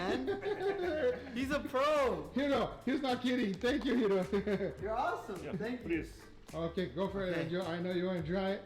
Do I one bite? Do I put one bite? One bite, man. We do One bite? Yeah, we don't play. Go for it. Okay, man. Ready? Go. Ooh. Mmm. It's not gonna happen anytime soon again, so you better tell me how you like it. Mmm. Pretty bite, much. Pretty much. Angel is taking a while. Chef Hiro is not done. He's going to prepare some wonderful things here for us, and we're going to enjoy a wonderful dinner, everybody. We got more picanhas there to finish everything up. Wow. Are you still alive? Huh? Look at this boy face. Look at this His boy jaw face. is having a Look at workout. that. That's a happy face right there. That's a happy face. His jaw is having as much as a workout as my arms were when making the pasta dough today. Anyways, we'll be saving that video for another time, Kiba, because like exotic produce doesn't mean it's going to be like the best thing to watch when we want to have people's appetites going at this time. So, we'll save the video for now. And oh, looks like Guga just uploaded a video like 4 days ago. Then after the Stream Raiders battle, we'll watch this collab with Guga and Nick. I've been watching a lot of Nick's videos lately. He was formerly a MasterChef contestant. Let's see this burger that he made. He calls it an umami Thank burger. you, Red Shadow Legends, for sponsoring this Oh, video. heck no. We're not sponsored.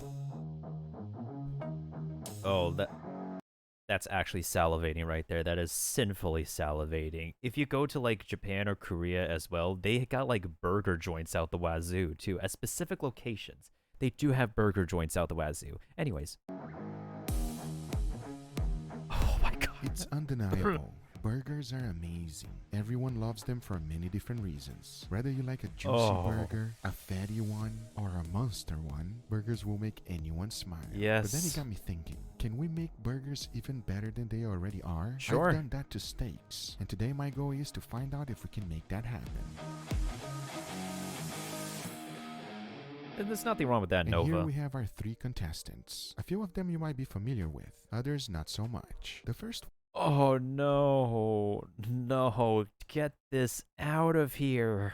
have our 3 contestants. No. A few of them you might be familiar with, others not so much. The first one is this one right here. It is called umami powder. I've done quite a few experiments with this thing, and everything that I add to it made it better. You see, the interesting thing is that we have 5 tastes. One of them is bitter, then we got sour, sweet, salty, and umami. That is what this thing is. It is made out of mushroom powder. It's 100% all natural, and hopefully it's gonna make That's my true, burgers Nova. taste amazing. They should be Because allowed to after rest. adding them to some steaks, let me tell you something. They were incredible. But this is our very first contestant. Jumping on to the next one, we got this white powder. If you've been watching my channel for a while, you know that I'm a huge fan of it. It is called monosodium glutamate, aka MSG. There are several different brands that you can choose from, but they are ultimately the same thing. Monosodium glutamate, aka the king of flavor. Shout out to Uncle Roger. And a lot of you might know already that it is 100% extracted from natural resources. Things like tomato, Parmesan cheese, garlic, anchovies all have MSG. I've made so many different experiments with it, including adding it to the most expensive steak in the world. That was truly eye-opening, because if you can enhance the most expensive steak in the world, a burger should be no problem at all. Now jumping on to the next contestant, Oh, if you are from no. Australia, you should know what this is. It is Vegemite. It's supposed to give you a nice umami flavor as well, and this thing is powerful. If you are unfamiliar with it, it is yeast extract. It tastes fantastic on bread, but many people do not like it. I've done some crazy experiments with it as well, and the results were totally insane.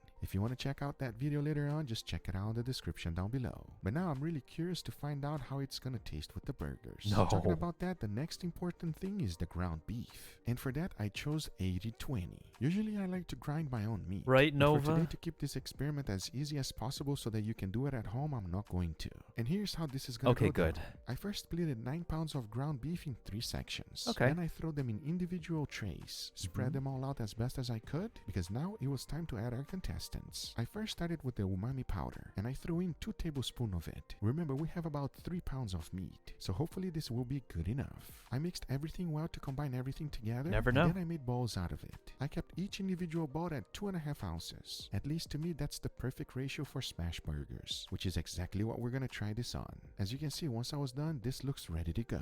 I did the same exact thing to the MSG. It'd be like that, roughly Nova. It'd be about like 3 that. pounds You of go to the meat and 2 supermarket, that's what it tablespoons looks of like. MSG. Mixed everything well, made some balls, and it was ready. To keep things fair, the Vegemite got the same exact treatment. However, this one is a lot harder to work with. It kept getting stuck on the knife. Just a true nightmare. But hey, in the end, everything worked out just fine. Oh, As no. you can see, after mixing it all up, I was able to make Oh, perfect no. balls. Jumping on to the next ingredient, we cannot make smash burger without cheese. True. And for today, I'm using the good old cheap American cheese. True. Some people say that this is not cheese, but let me tell you something. It is the best for this type of burger. Sometimes keeping it simple is the way to go. For buns, on the other hand, I'm going to be using my brioche recipe. And if you want to learn how to make them at home, just check out the description down below, because they are the best bun for burgers. But now that we got everything ready, the only thing left to do is to go ahead and make some incredible burgers. So now I say it is enough talking and it is time to cook them. So let's do it. The first 2 burgers better win, honestly.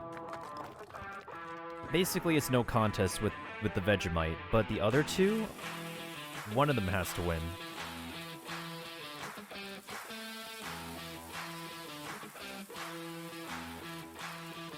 Oh yeah, smash burgers.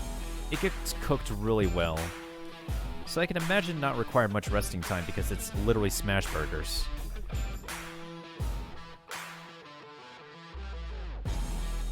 Now if you're making a thick burger, that does need some resting.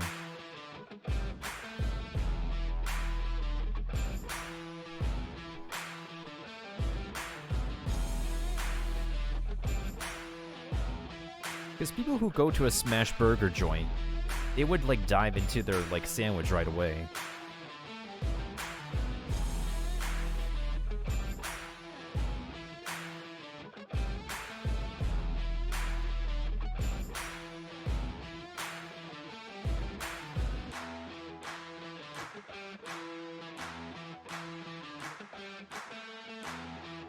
There's a lot of juice in that though, that's for sure.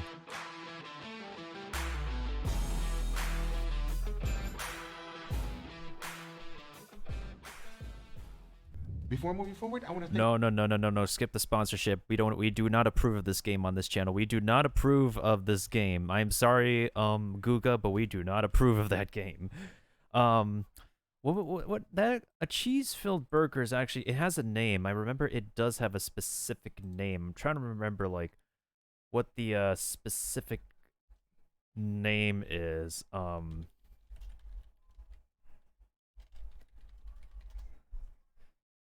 It's a Juicy Lucy. That's what it's called. It's called a Juicy Lucy. Yeah, I haven't made a Juicy Lucy yet, but people have told me like really amazing stories of having But now let's get right back their to first it. Juicy Lucy. All right, everybody, here we have our beautiful burgers. Are you hungry, Mama? They're looking beautiful. They're making me hungry.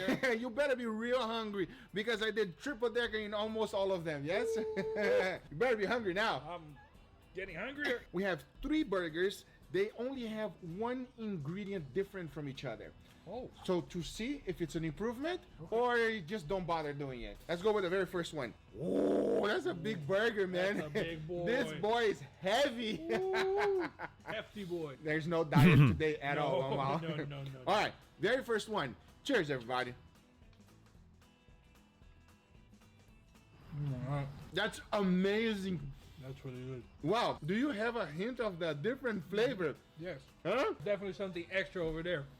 That is a very unique flavor. That's all I'll say about that. It's good. I had it before. I cannot tell what it is, but I know I had it before. Yes, you did have. You definitely had it before, Mama, and I think you didn't like it very much. Pretty good. On the burger, it's really good. I want to take another bite, but we got a lot of burgers to give it a try. I took another bite. Now you took another bite. Mama's hungry, everybody. Let's try this second one over here. Looking as good as the first one. They look amazing, everybody. Check it out. How can you not like that? Okay, very good. I'm excited for this one. You ready, Mama? All right, let's go. All right, second one. Cheers, everybody. Interesting. Oh. Very nice, but I didn't... You didn't get anything different? No. I did. Wow. Okay, wait a second, Mama. take another bite. I insist. You tell me. This one is 100 times better than the first one for me. Not that the flavor of this one was bad. This one is better. There's not a different flavor like this one had. Yeah, no, that one is a very unique flavor. I agree with you. This one is good. I prefer this one. I agree with you. It's so good. It's really good. But it's a lot of cheese. It's a lot of cheese. So you would say, so far, second one in the middle is winning for you. I'm going to finish this one before I touch that one. This one is looking interesting, too. I'm excited for the last one. I'm looking forward to find out what it is. Are you ready, Momo? I'm ready. All right, let's try the last one. Cheers, everybody. MSG better win. MSG better win. Oh. What do you think? It's nice, but I like the middle one. You like the middle one? I agree. I like the middle one too. Definitely. The middle one is better. This one is phenomenal. Don't get me wrong. I'm telling you right now. But the middle one is definitely better. Why? Why is the middle one better for you? I don't know, but whatever flavor is there is like there's more flavor into it. I don't know how to explain it. Definitely the second one is a lot better, everybody. For some reason. Hey, look. You late, bro? You late to the party? Huh? I'm early on my time. Basically, what I'm trying to do here is make a Smash Burger upgrade, right? So these are all Smash Burger. We already know that Smash Burger is the best burger in the world, but at the same time, I want to know your opinion. You can't upgrade. Try that one. Burger without Wagyu. Try that That's one. number one. No, there's no you're Wagyu gonna here. do it with bacon. What are you talking about? You see that? You want to make Angel happy? All you need to put is Wagyu. You put Wagyu, he's going to be happy. I like that one. Do you feel a different flavor? Because me and my mom really could tell. Yeah. Enjoyable or not enjoyable? I like it, but I can't tell what it is. You can't tell what it is. Good. All right, try this one. Ugh. Yeah? Come on, bro. You got to eat. No, don't worry. No, I'm going to eat. Don't you worry about that. I want to know how you like that one. This has something different than that one for sure. Do you prefer the first one or the second one? I think the second one. You are together with me and my mom so far. Okay. Believe it or not. All right, try this one right here. Now, I know what they're going to say. How come you don't have a brand new one for Angel? He was going to come way later, everybody. He just crashed the party. I'm not supposed to be here right now. Anyway, try that one, Angel. No. No? Which one's better? Mama! It is unanimous, everybody. The second one is phenomenal. So here's the deal. I'm excited for you guys to find out what it is. The very first one, I used Vegemite. Huh? The Australian. I'm surprised that I even like. You didn't. Like, it went down. Yeah, the But it Vegemite. tastes good. When it's like this, yeah. But by itself, No. I'm not a fan of. No. It's Vegemite at all. no. This one here, which was the last one we tried, is with MSG. And the last one, which you are devouring already, which is the second one, is umami. The umami powder did wonders for the smash burger. And I'm telling you, every time I make one, I'm gonna use it, everybody. Anyway, guys, these are the results. I hope you guys enjoyed this video. If you do enjoy, make sure you give it a thumbs up. If you're not a subscriber, be sure to subscribe for future videos. Oh, yeah. Remember, Subscribe. if you are interested in anything I use, everything's always in the description down below. Thank you so much for watching, and we'll see you guys on the next one. Take care, everybody. Bye-bye. I agree. Yeah, definitely subscribe to Guga. Guga has some. What the frick is this? What the frick is this? We're not gonna watch that video now. We only have like time for like one more video, but yeah, I'm surprised because like I eat food with MSG. I put MSG in some of the stuff that I eat, and I'm surprised that umami powder is the winner. But yeah, thank goodness the Vegemite didn't win. It was kind of weird that Vegemite really amplified the flavor of a burger. It's kind of interesting, not gonna lie. In any case, let's go ahead and get this boss round over with, and hopefully we win this one.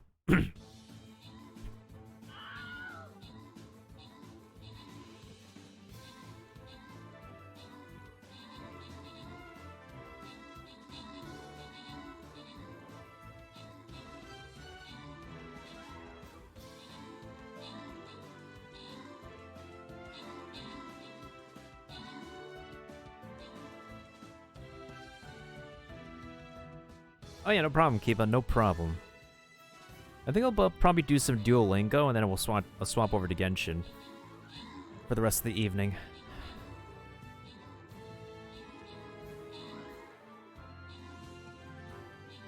Oh no, not the musket! Not the musket! Not the barbarian!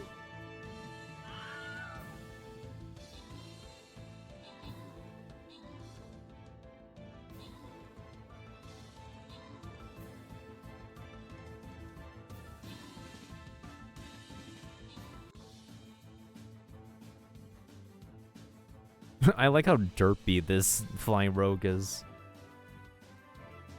Almost there. Almost there. G freaking G's. Alright, Kiba. What's it gonna be? Are we taking the monk scrolls or are we rolling it? Thank you also to Bryce for the 16 assists, Snowkill for 13 kills, 6 assists, Sequos for 8 kills, 4 assists, Subduo for 5 kills, 3 assists, and the Assassinator for 2 kills, 5 assists. Rafał Chen, welcome on in for 4 kills, 1 assist, and Kiba is taking the monk scrolls. Nice. Boss is defeated. Alright, do I have a skin chest here? Yes, we do. Okay, for this one, we are going down, and then we're going up, so that way I don't forget. Okay, perfect. We're going to be starting with this level.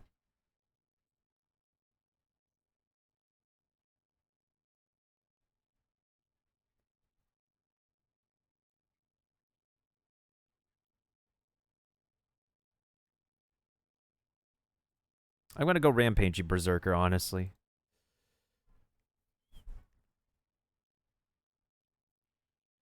We could always deal more damage to armored units.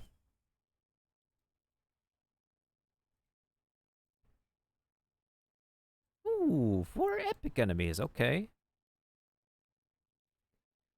Oh yeah, we'll definitely be fine, Kiba. We'll definitely be fine. Probably until we have 3 battles, and then we'll probably need assistance on the next ones. Alright, let's play one more video from what's his name? And then, oh my, what do we have here? Who needs leveling up? Probably the Centurion. Or the Paladin next. Imagine me playing Paladins. It's like Overwatch, but not really.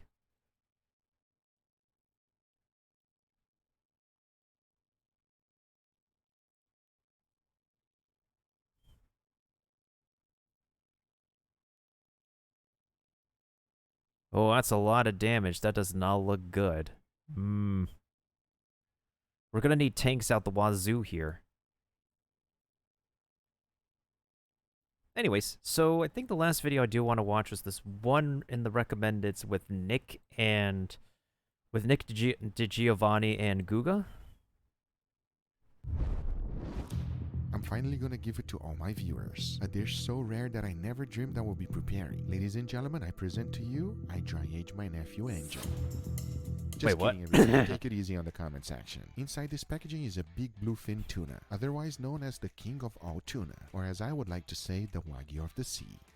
And my partner in crime right here is Nick DiGiovanni. He's a TikTok superstar, the youngest ever finalist in MasterChef, and is all around a great dude who invited me to Boston to cook this beautiful tuna with him. Let's just say he's the Tony Stark of the cooking world. Before I show you the prepping of the tuna, I think it's only right if I take you back to the very beginning. This place is like Disney World for fish lovers. You already know what we're looking for, and I think we found our fish. It's not that hard to tell with my name written on it. This boy is humongous, but as we all know, size isn't everything. This tuna must go through certain tests to determine the grading of the fish. They use this sample meat taken from the tail with the belly fat extracted with this instrument to compare and evaluate the grading. The lighter the color is, the more fat content he has. And as you know, fat is flavor. The most popular types of tuna in the US are yellowfin, albacore, big eye, and bluefin. However, bluefin is the largest, the fattiest, and the most expensive, which usually means the most flavorful. But seriously, walking around with this wrapped tuna is making us look like Boston mobsters. Back to the present where we got this big fish in the kitchen, and on the table it's time to butcher it up. The first thing I gotta do is to take out the loin, and in order to do that I'm gonna put my blade in its back and follow the spine all the way up the fish. What I'm looking for is to separate the meats from the bone and get every last bit. Before That's I go a back lot to the of spine, fish, I want too. to remove the collar. That will allow me to take out the loin easier. After the collar was removed, check out the belly. Oh man,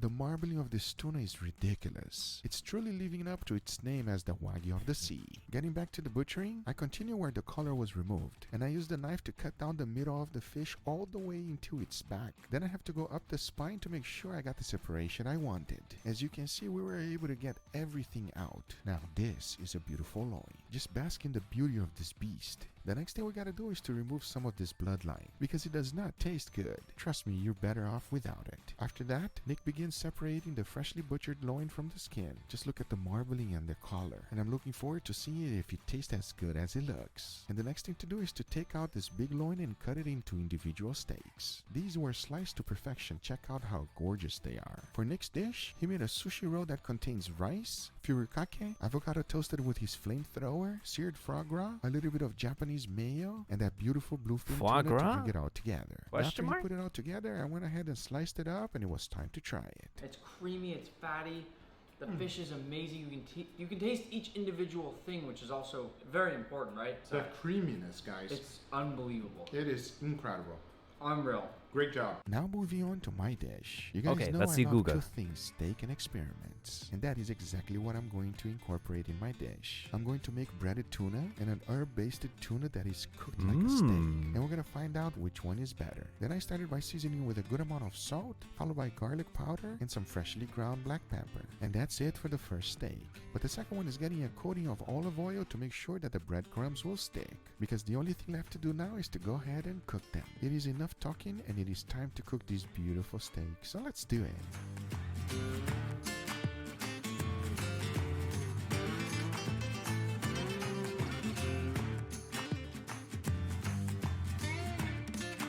Interesting. Very interesting.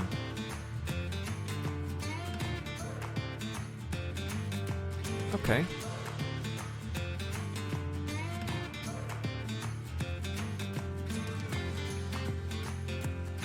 Ooh, the color. Yo, that color is beautiful.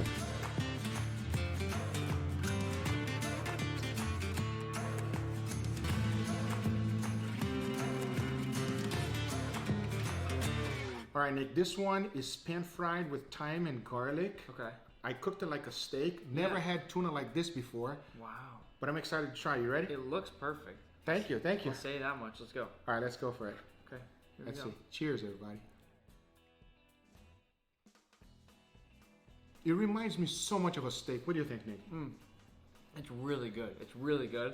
And the coolest part about it, in my opinion, is just that you have that, just like a steak, you have that hard exterior, like Wagyu specifically though. Yeah. And then that really soft, like almost buttery, colder inside. I like it a lot. I like that a lot. Literally, to me, if you do not like fish, you can eat this one here as if it was a steak. Yeah. Because it tastes like a steak, everybody. That's the description I can give. Have fun with that, A Nova. lot of people with this. Absolutely. Have fun. I really like it. All right, Nick, so we got this one right here with a little bit of breadcrumbs. I just want to see which one is better. Yeah, I'm excited about this. All right, let's try this. This looks so Ready for it? Yeah. Okay. Here we go. All right. Okay. With breadcrumbs. Cheers, everybody. I'm gonna take a little mayo. Little mayo? Yeah. Which one is better, Nick? This one? Oh yeah. Of Oh, course. That's so tender. Not even close. I Really? love this one. Really? Slight little crunch on there, obviously, right? Yeah. And it gives a really, really nice crust. And then the fish is cooked perfectly, and the fish is also protected really well by that breadcrumb, so that you can get a really nice sear on the fish without cooking too deep into the tuna. I love it. This is amazing, everybody. Highly recommend. Nick, thank you so much for inviting me. This was a lot of fun, man. Thank you. I appreciate it Thanks so for much. cooking me tuna. This was good. Guys, make sure you go check out Nick on his channel. I'm going to put it on the link on the description down below. I hope you guys enjoyed this video. If you do enjoy it, make sure you give it a thumbs up. If you're not a subscriber, be sure to subscribe for future videos. Remember, if you're interested in anything I use, everything is always in the description down below. Thank you so much for watching, and we'll see you guys on the next one. Yeah, of course, of course. Of course. Now let's go ahead and actually swap to the last, the last thing that I want to get to tonight.